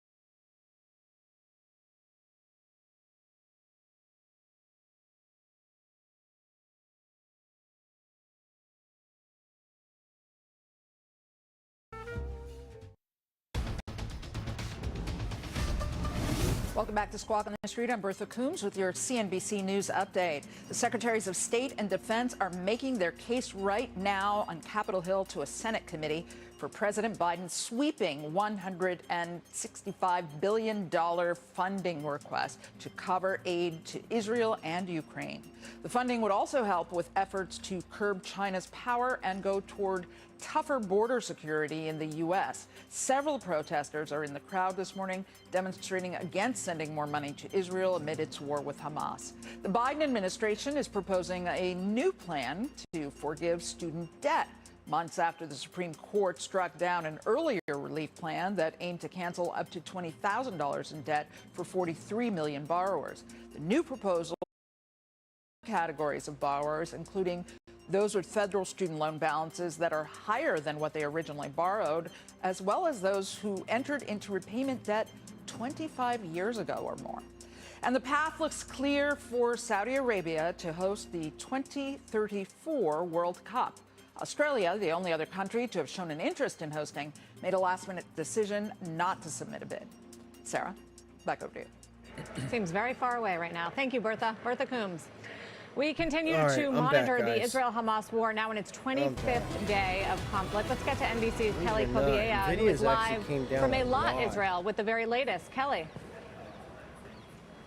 Well, good morning to you. The Israeli Defense Forces say that they are continuing those ground operations and combined military operations in Gaza today. They claim they hit a Hamas outpost in the north of the Gaza Strip today. They say that they killed Hamas fighters as well as destroying anti-tank missile launch outposts and confiscated a number of weapons. Clearly, the fighting continuing in a quite intense rate in Gaza. There are reports of Israeli tanks being spotted in the outskirts of Gaza City. People who are sheltering in some of the hospitals inside Gaza City, increasingly fearful, hearing some strikes getting closer, they say, to those hospitals. So I kind of had that feeling going in today that I didn't see much, really like seeming to ramp up. Here where we are, we're in Eilat, which is the sort of a coastal resort town in the south of Israel. You see the mountains of Jordan behind me. To the south here, directly south, is Yemen. And earlier today, we heard sirens, warning sirens here in this city. This is a place where some 65,000 evacuees are staying. Evacuees from those neighborhoods alongside Gaza, which were hit so badly on October 7th. The siren sounded. There were reports of an unidentified object in the air. The IDF later saying that in fact they shot down surface-to-surface ballistic missile and two cruise missiles fired by the Houthi rebels, Iranian-backed Houthis in Yemen. The Houthis have since taken credit for that. They said that they sent a barrage of missiles and drones in this direction because of the war, Israel's war against Hamas, and they said that there is more to come. Clearly concerning when you talk about the possibility or the risk of this escalating and expanding beyond these borders. Chart is contending with Kelly, thank you. He's trying to Kelly sit Kobiea right on it. It's going to make it support Israel. The Fed What's is kicking off another two-day meeting today, and according to respondents of CNBC's latest Fed survey, this they is really will not happening be right hiking now this week. India. Steve Leisman, that's not a surprise. You got anything for me that perhaps would be? Yeah, or next week or the week after that, David. You're right. Respondents to the CNBC Fed survey expect not just no additional hike this week, but no additional rate hikes at all. But what's interesting here is they have fully embraced this higher for longer mantra to the point where no rate cuts are now expected until the third quarter of 2024, as in don't hold your breath. Our Fed expectations chart from the survey shows 100% say lead rates unchanged. 5.29 is the peak rate, but 10.4 months, that's the average for how long the Fed will be on hold. And 57% of the respondents say that first cut doesn't come until September 2024. You'll remember this we'll find out this week. That date was when we get the as job early numbers. Early next year. When we the get these 31 job numbers, respondents divided on the outlook. we're starting. I wouldn't say the we're probability in, of a soft landing, recession, 49% the probability the thing is of a like recession, it all below 50%. It depends. On the like, Fed rate outlook, you can see they someone in a different cuts they had originally priced in. Now they're seeing about 75 basis points of cut by it just December depends on the sector, right? It had been as much as 125 corporate, basis points of cuts. That's gone away. Commercial Diane real Squawk estate. of KPMG writing in right? response to the cap survey. rates The Fed is likely to be stuck higher in than a interest, hawkish holding interest rates pattern are as it higher than the weighs cap rates. how much the rout in the bond market can dent the maybe armor there's of consumers with so much savings areas still in their bank accounts earning that interest. are feeling it more so than others. The inflation outlook shows the Fed does not hit, is not forecast to hit its flat out target resistance, even into 2025. flat With out something resistance, the Fed flat should out be doing more to recession. bring it down right now. Not Here yet. are the numbers. 365, that's about where we are right now. That's where we end the year according to the It's average. a little hard to have a recession when the 286 next year, unemployment down is a around, bit, 3, 4, but not down much more into 2025. So the Fed still having work to do, which is where that higher for longer comes with. Growth, the slowdown Doesn't that mean was we can't have going to hit sectors, the though, economy at any time this that are year, feeling it now more so than forecast to others. hit next year. 0.73 is the one you want to look at right there. I will tell you, we had numbers like that for 2023. They did not come to pass. Respondents on average see the stock market ending the year about where it is now, but notching some gains this next could be year an inside-out day, by guys. about So don't 13% by the end of feel the need to just Carl. So get into something pessimistic just this to year, get but into something maybe a little because upside in years to come. man, that as is a those nice. rates That could be a come nice down. trade. The forecast is right, Carl. Not too far from a lot of strategists as well. Steve, thanks. That's a nice Steve rejection Leisman. off of yesterday's Perfect place lows. to start with our next guests here at Post 9. Evercore ISI's Julian Emanuel and Barclays chief U.S. economist Mark Giannone joining us as well, guys. Thanks for the time. Julian, I wonder how you're thinking about the Fed relative to geopolitics, D.C., consumer, deficit spending, and all of those other concerns. So that last report by Steve Leisman is a sigh of relief. The fact that investors don't have to worry about the Fed is a very good thing because there's enough to worry about out there. And in fact, we don't think that there is another hike left in the cycle. We do think the next move will be a cut. And frankly, the history of the stock market is such that that tends to be very good on balance. However, the fact that before Steve's segment, we had war reporting from a battlefront shows you that the world is a little bit different this time. And at 19 times earnings, we're very respectful of seasonals. They tend to work very often, but this may be a year where the consumer's confident, which is holding let's see if the SPY impressively bounces here. so, giving all of I want to see if the SPY can finally hold that 415. But there are starting to see some right, subtle let's see if we can cracks. hold 415. So don't add exposure to stocks. Is that your bottom line right now? That's our bottom line. And again, it's uncomfortable because, look, we loved the market last October at the lows. It tends to work every October. November and December, very strong seasonals, but we just think the narrative is different this time, and the valuations, we don't normally focus on that, but with yields where they are and geopolitics right where it is, it's just not an attractive time to add. Mark, your view on this? All right. I mean, I think we agree as well that obviously that there's going to be no rate increase this week.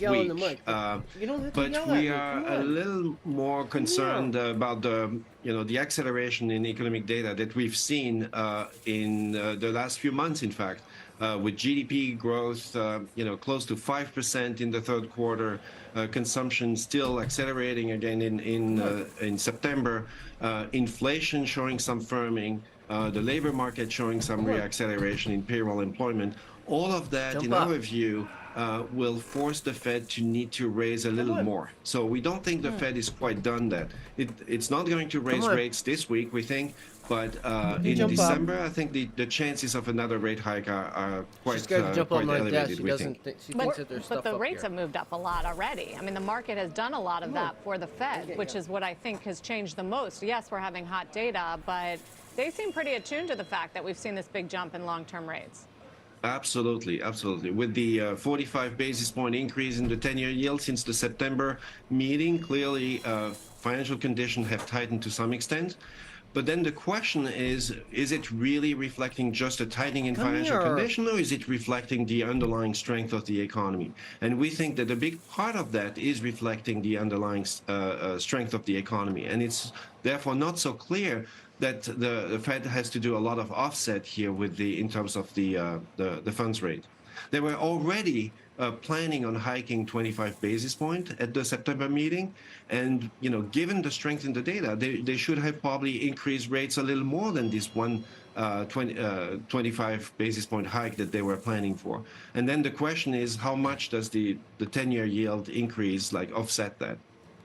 When you think about the strength in the economy, though, there's a lot of talk this week about the drawdown in excess savings, especially outside of the top 20%, let's say, of income, delinquencies, the degree to which real estate lending is dried up, all of that. Isn't the Fed looking to where the puck is going? Yeah, and all of these things to the average person on the street seem to be 30,000-foot concepts. But in aggregate, they tend to exert pressure on the system. And when you think about that excess savings, it is likely to run out, by our calculations, middle of next year, when the employment market is likely to begin showing its first signs of weakness. Julian, I just wanted to come back to the 19 multiple, because I can't help but think that it's reflective, really, of what are 7 or 8 stocks that represent 30% of the S&P, most of which have higher multiples than 19, not all. And how you think about the composition these days of that index, given that incredible overweighting, not to mention the impact it has on the multiple. Well, it's incredibly challenging. We saw these kinds of dynamics are out there, obviously at the end of the 90s and early 2000s, today. And you had a further correction in stocks. And part of our near-term they were going to be choppy. The Qs haven't is the moved fact that much. If you we look have a at big it, day tomorrow. The Russell 2000 this doesn't mean we can't start America moving here made in the a new cycle low on Friday. Coming into whereas you're still far away from the lows in the S&P and the Nasdaq. I would consider the downside to be the move. To your point. If we're going to make a Julian, move. thanks. Mark, good to see you guys. Appreciate it very much. Yeah. After the break, an exclusive with the executive chair and vice chair of online retail giant Shein, breaking down where they see growth ahead and how consumers are holding up in this environment. Don't miss that interview when we come right back.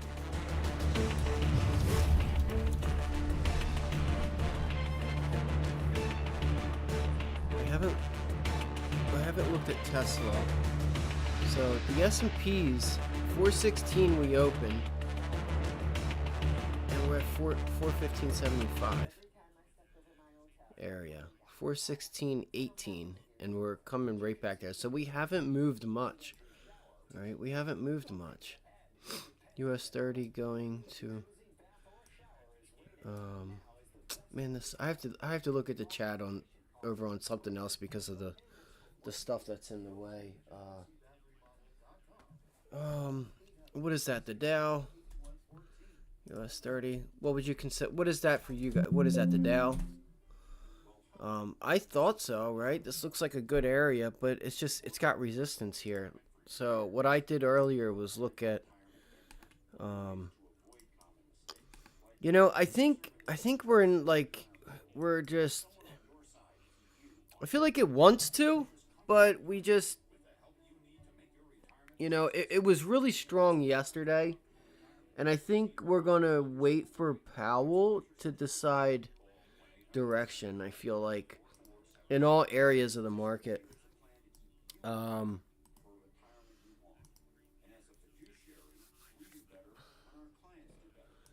Because I just feel like we don't have a reason to go higher, and we don't really have a reason to go much lower either. Right? We don't have a reason to go higher or make new highs, I should say, and we don't have a reason to make, to go lower and make new lows. So I feel like, we could just be stuck. We could just be stuck, right? Right in that range for quite some time, and we just, kind of just trade here and just waste time, waste a year or two, another year or two, right? And I don't know, maybe get something to happen to where valuations, asset prices come down so we can buy them again and then increase asset prices, expand. We're in contraction now. I feel like it's the end of 2008, COVID. Like, we were trying to get out of 2008, then COVID happened, and it was crazy because, they brought up some good points with, I don't know did you guys watch this? Did you guys watch this? Let me show you.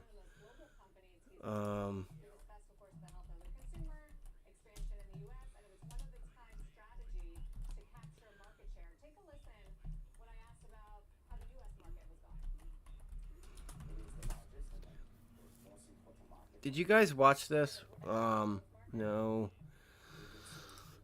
This here. If you guys didn't watch this, you guys should. You guys should watch this. Paul Tudor Jones is one of you know, these both great traders. Let's talk retail, and the retailer are taking the world by force. I sat down with Shein Executive Chairman Donald Tang and Vice Chairman, newly minted, Marcelo Claret, who's SoftBank's former COO, telling me the Chinese e-commerce giant is one of the most global companies he's ever seen. Real we discussed, reason of course, to the health separate of the the both. consumer, Both good at what expansion they do. in the U.S., and it's one of its kind strategy to capture market share. Take a listen. When I asked about how the U.S. market I would watch this if you guys didn't watch it. It is the Go largest watch and the most important market for us. And the biggest growth market? Get a little bit of value It's out of it. and Stanley Druckenmiller, the guy on the left, will always talk bad about Trump and Biden and them. Like he will voice his opinion in hopes that you will vote the same way he votes. He will. Are younger, such as Brazil. Right? He does it all the time. He will not say one good thing. When it comes to the growth in the U.S., Marcelo, is Shein anyone taking share? And who are they taking share from? It's not that he likes or dislikes. It's like he won't say anything I think Shein as a company, even though we're pretty large in size, we're just getting started. Because if you look at the size of the retail market and the fashion market, you're talking it's a market that's in the trillions, right? Isn't going to get through the preliminaries. And we're taking share. The news stations aren't going to give them enough traditional retail would be a best way to look at it, because once you have a chance to go into Europe and have the amount or the variety of products you can choose, the lower prices, we're getting faster to deliver our goods to our customers. It becomes an experience that you can hardly replicate in a traditional retailer that you go to one of their stores. I've experienced myself, as you know, I have 5 daughters, right? And I've seen them how they go into the app, and the app is designed in a way where we're showing to customers stuff that matters to them based on what they bought from us in the past. And and a lot of them are just basically moving to a large percentage of what they buy directly from the app. So I think that share is coming from there. It never got up value to too, I guess, is an important component. Do you see any change in consumer behavior in the U.S. or otherwise, given some of the shifting macroeconomic winds? SoFi was a really nice trade yesterday. In a very healthy, very robust way. Looks like it might set up again value for another money trade. Is still one of Hard the to say, key man. Hard to themes say, of our business: the affordability, accessibility, and availability. Still growing. Could you get a breakout here? This could. That's something to value, right? Yeah. We're able to bring a lot more for less. Let's see what TLT's doing. To make sure it's clear, it's based on a unique business model. Kind of just traditional retail, in many cases, most of the capital is in everybody's working waiting capital, for it's in tomorrow, inventory. Thursday, and Friday. It's we have a lot of data coming out. Didn't do a good job forecasting that eventually got a discounter. discounter. Yesterday in this gave case, us some we're really nice designing trading product ranges. based on customer needs. And that allows us to bring affordable prices way better than traditional retail, which means and value for money applies for everybody. Everybody likes to be able to get more with less, and that's a huge value proposition anywhere all over the world. Marcelo Claret and Donald Tang.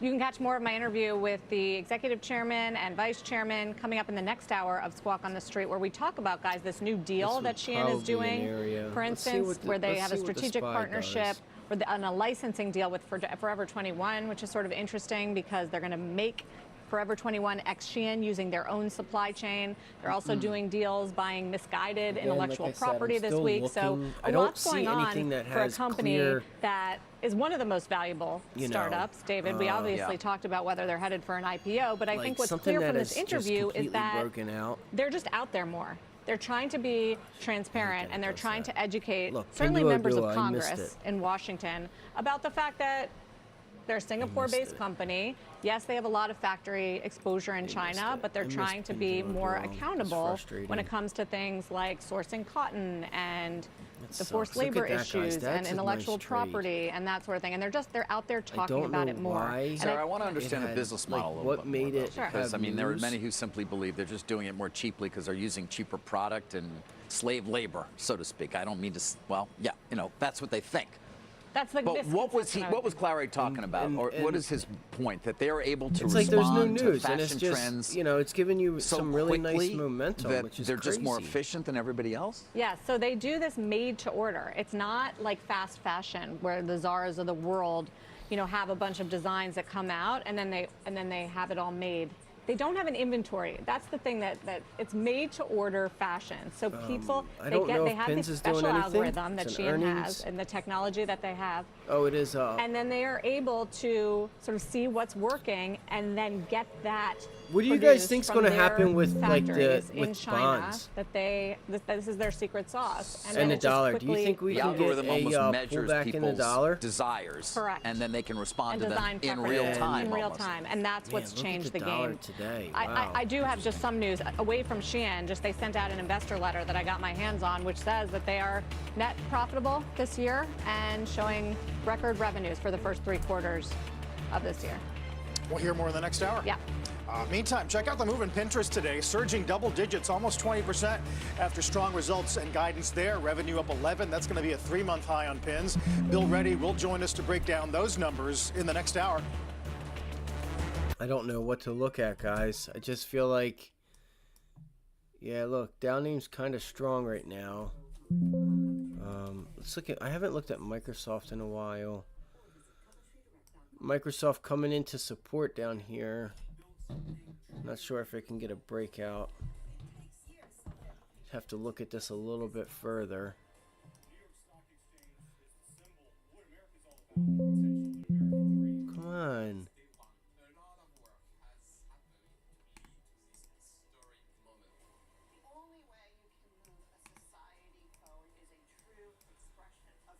All right, so 339. 339.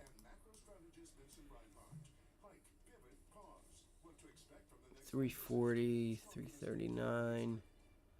339.83. Okay, so 340.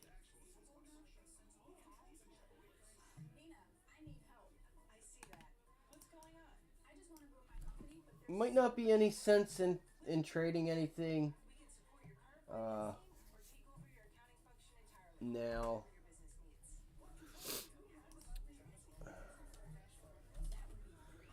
I feel like, the markets are kind of just we have a lot coming up, and it would be best to just wait. It's just my personal opinion. Just my personal opinion.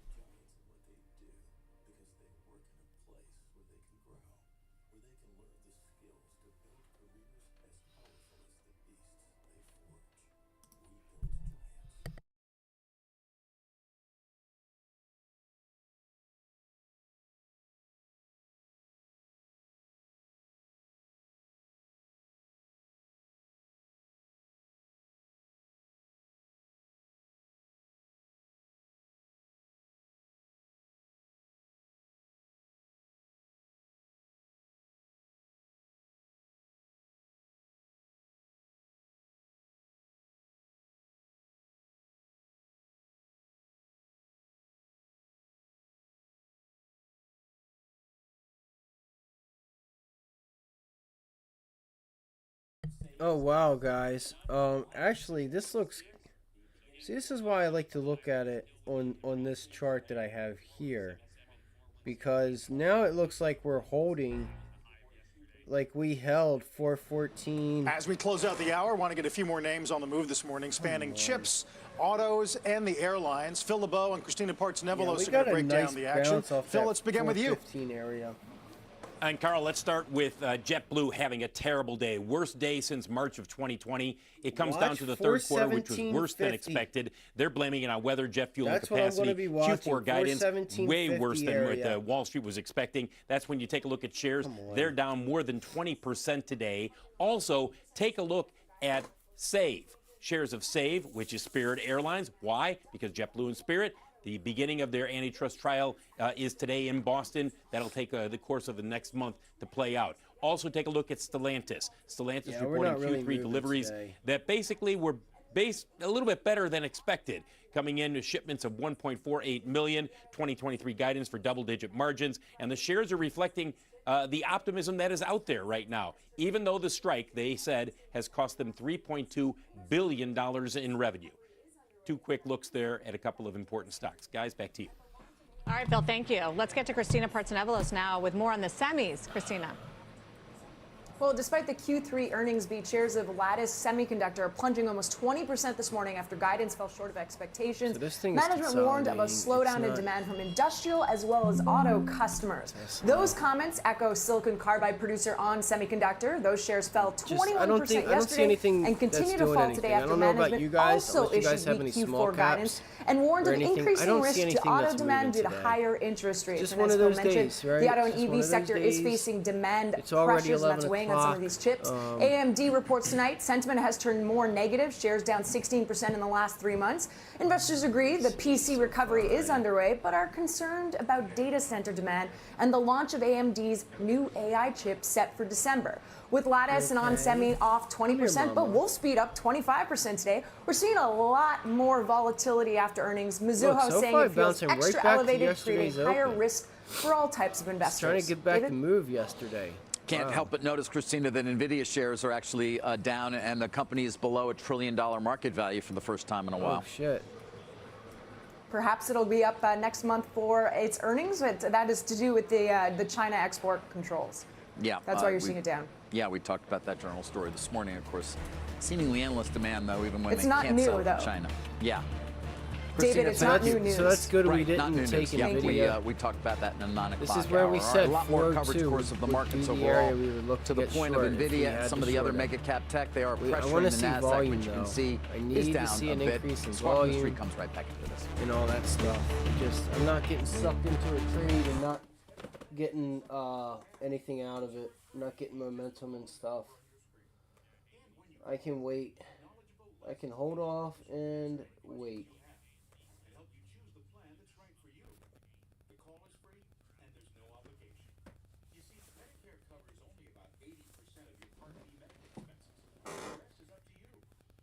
Come on.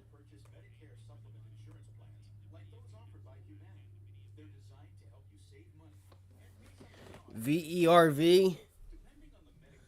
Pop. VERV. Verve. Pop. Licensing deal with Eli Lilly.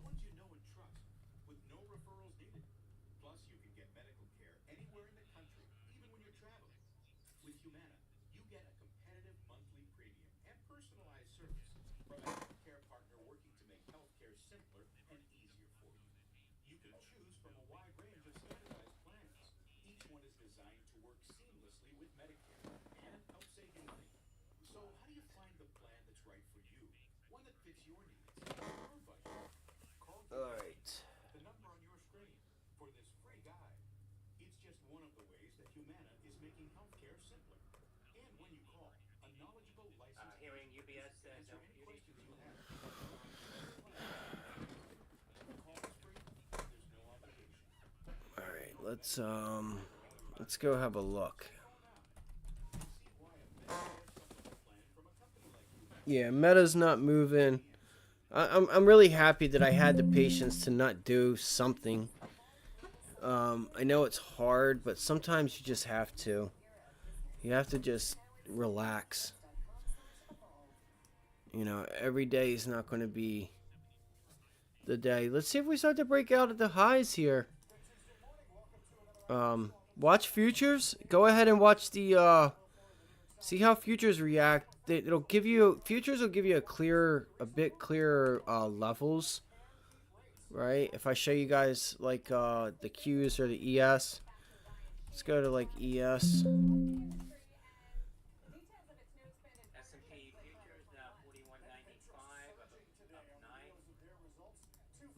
It's starting to slow up on me.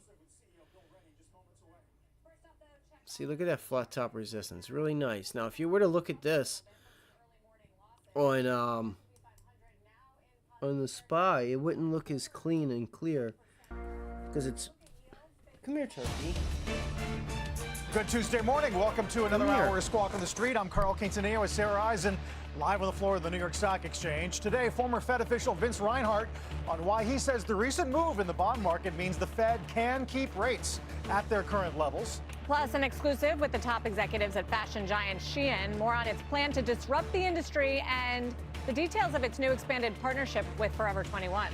Then Pinterest surging today on the heels of their results. Two firms upgrading to buy. We've got an exclusive with CEO Bill Reddy just moments away.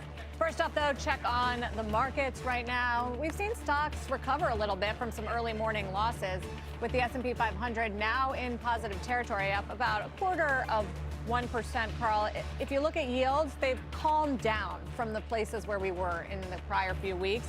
We're seeing the 10-year note yield below that 5%, even though the employment cost index, the ECI, comes in a little bit firmer. Consumer confidence also came in a little bit better, which was a bit of a surprise.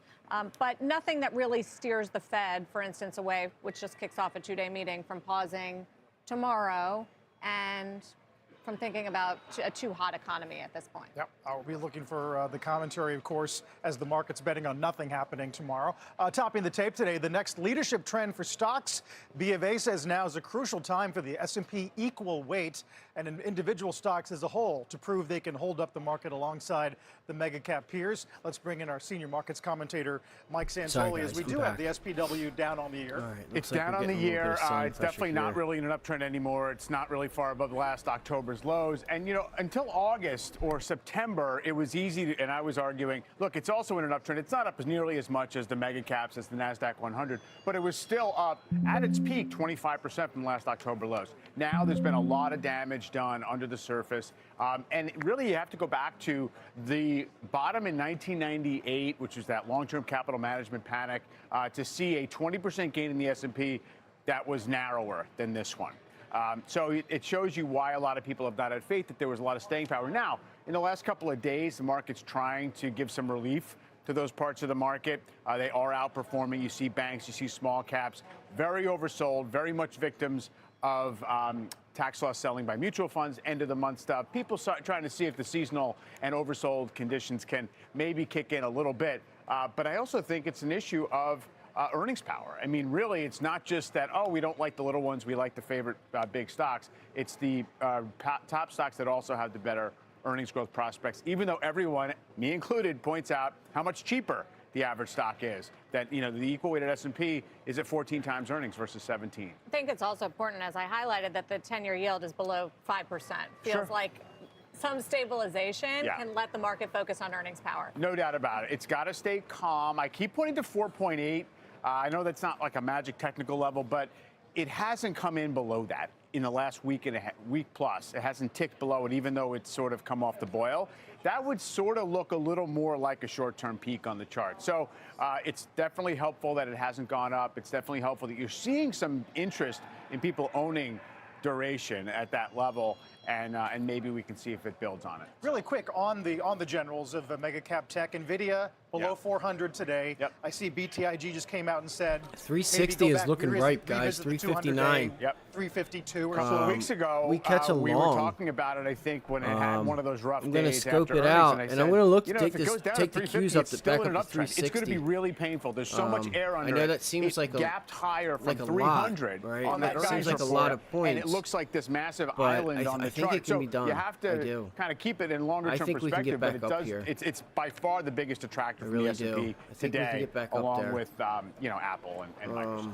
Mike, thanks. It all depends on whether or not, let's turn to this week's to tomorrow's Fed rate decision. Our next guest does see a pause on deck, keeping an ear out for signals from Chair Powell that the tightening cycle might finally be over, saying the rise in Treasury yields could serve as a substitute for further So Wednesday's levels on watch. Mellon, chief economist and macro strategist. Just your first attempt, you rejected it. Kind of echoes look at this hangman candle that we're putting in. See if we can't reclaim it. Look at that long tail, right? This rise at the long end. But I want to buy the pullback. Ameliorate the need for another hike. That was in the Fed projections.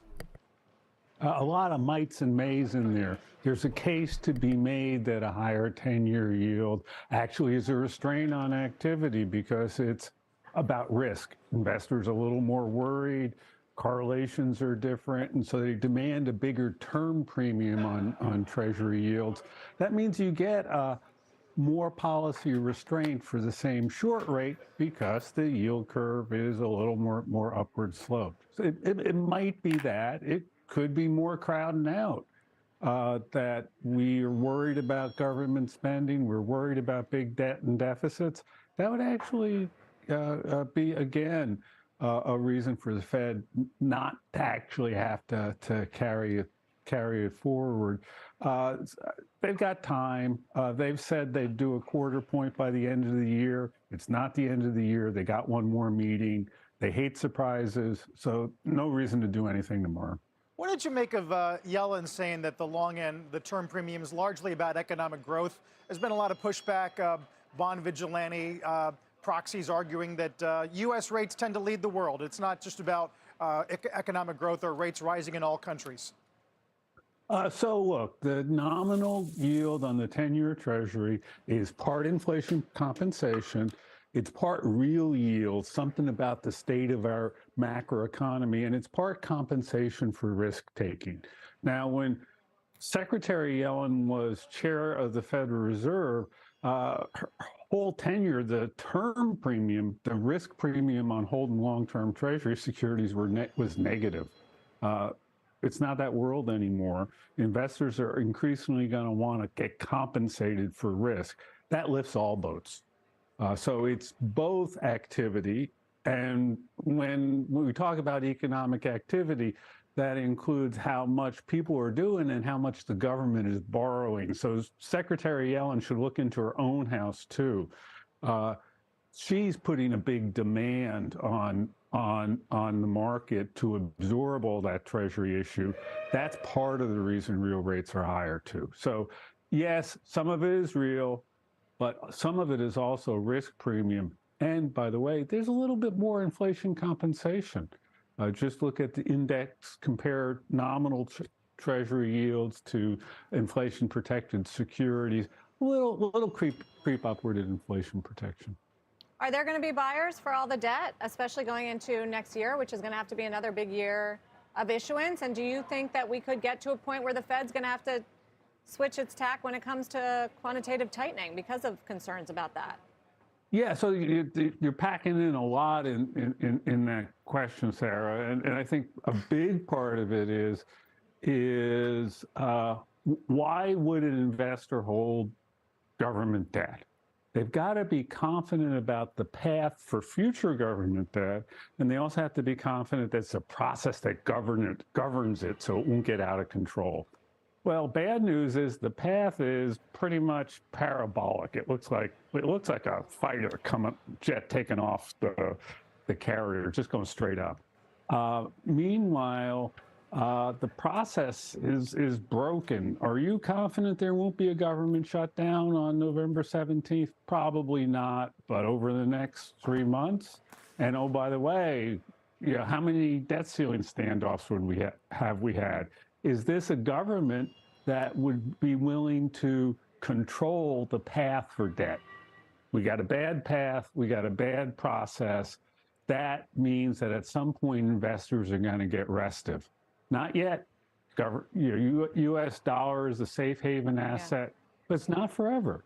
And the more we issue debt well in excess of our GDP growth, our footprint to be able to pay for it, the more that brings that day forward. So the answer is, for now, yes. Over the longer haul, no. If you're pricing your decision today, take into account there's going to be rocky road ahead. Maybe something the Fed chair comments on tomorrow in about 24 hours. Vincent, thank you. Always good to chat. Vincent Reinhart. Thanks, Carl. Turning to the latest in the Middle East, Israeli forces and Hamas continuing to clash right now in Gaza. NBC foreign correspondent Josh Letterman is on the ground in Jerusalem with the latest. Josh, what can you tell us? Well, the Israeli military continues to bombard the Gaza Strip with hundreds of targets hit overnight. We're here in Jerusalem, where you can see some smoke behind me. Just to be clear, we think that is an unrelated fire. Things here in Jerusalem seem to be very calm, but in the Gaza Strip, it doesn't seem like Israel's there's military much says today, that it was able to wipe out a senior Hamas commander who runs a battalion that is part of the Hamas Northern Brigade. This coming as the entire region is really on alert for more violence. Israel saying that it shot down this morning some missiles and a drone headed this way from the Red Sea. There's a lot of speculation that might have been launched by the Houthis in Yemen, another Iranian-backed group that has been opposed to Israel's war in the Gaza Strip. We are continuing to see the humanitarian crisis deteriorate in Gaza, with reports of yet another airstrike today that has killed what Palestinian medical officials say was a large number of people. Our team's on the ground there now trying to figure out exactly what happened with that strike. But it comes as more humanitarian trucks are finally expected to enter the Gaza Strip today. We've seen Israel commit that the number of trucks that it will allow in through the Egyptian border will increase dramatically. And over the last few days, we're starting to move from the neighborhood of 10 to 20 trucks to closer to 50 trucks a day. Aid groups on the ground in Gaza say it is just a drop in the bucket compared to what they need, but that all of that aid will be quickly put to use as more and more medical facilities in the Gaza Strip are going out of service because either they don't have the supplies to take care of patients or they no longer have electricity to try to operate those facilities, with aid groups and the Hamas organization in Gaza saying that as of now, no fuel has been allowed into Gaza as part of those deliveries of humanitarian aid. This is what I mean. Josh, as we try to figure out how long this, we're gonna have this AMD operation tomorrow. and mission will last, the Israeli government has made it clear that their goal is to eliminate that the might be terrorist it for group me of today. Hamas. So how big is it? How widespread? Caps. Any sense of what the sort of scale and scope of this looks like? Why did this change on me? That's so weird. Israeli officials have been indicating they think this could go on, frankly, for months. We heard a short while ago from Israel's national security advisor who said they are not anywhere near the end of this. They think that this is going to be a long war and that the challenges inherent in achieving these goals remain. For example, there's been so many questions about whether there could be a potential additional hostage release. We saw yesterday Israel free that one Israeli troop who had been held hostage by Hamas during an Israeli ground raid. But the national security advisor saying there is no ceasefire on the horizon, there is no hostage deal currently on the horizon. So Israel signaling that it plans to continue to go full bore in achieving its goals in the Gaza Strip, which include completely eliminating the group Hamas. Thank you, David. Appreciate the update. Still to come this morning, Pinterest surging on the back of results. Are they experiencing the same uncertainty in the ad market as Meta and Snap? We're going to talk to Bill Reddy next when he joins us in a CNBC exclusive. Plus, watching Ulta, one Wall Street firm calling the stock the best name to buy right now in the beauty space. We're going to talk to the analyst when Squawk on the Street comes right back. Dow's gone negative again, down 12 points.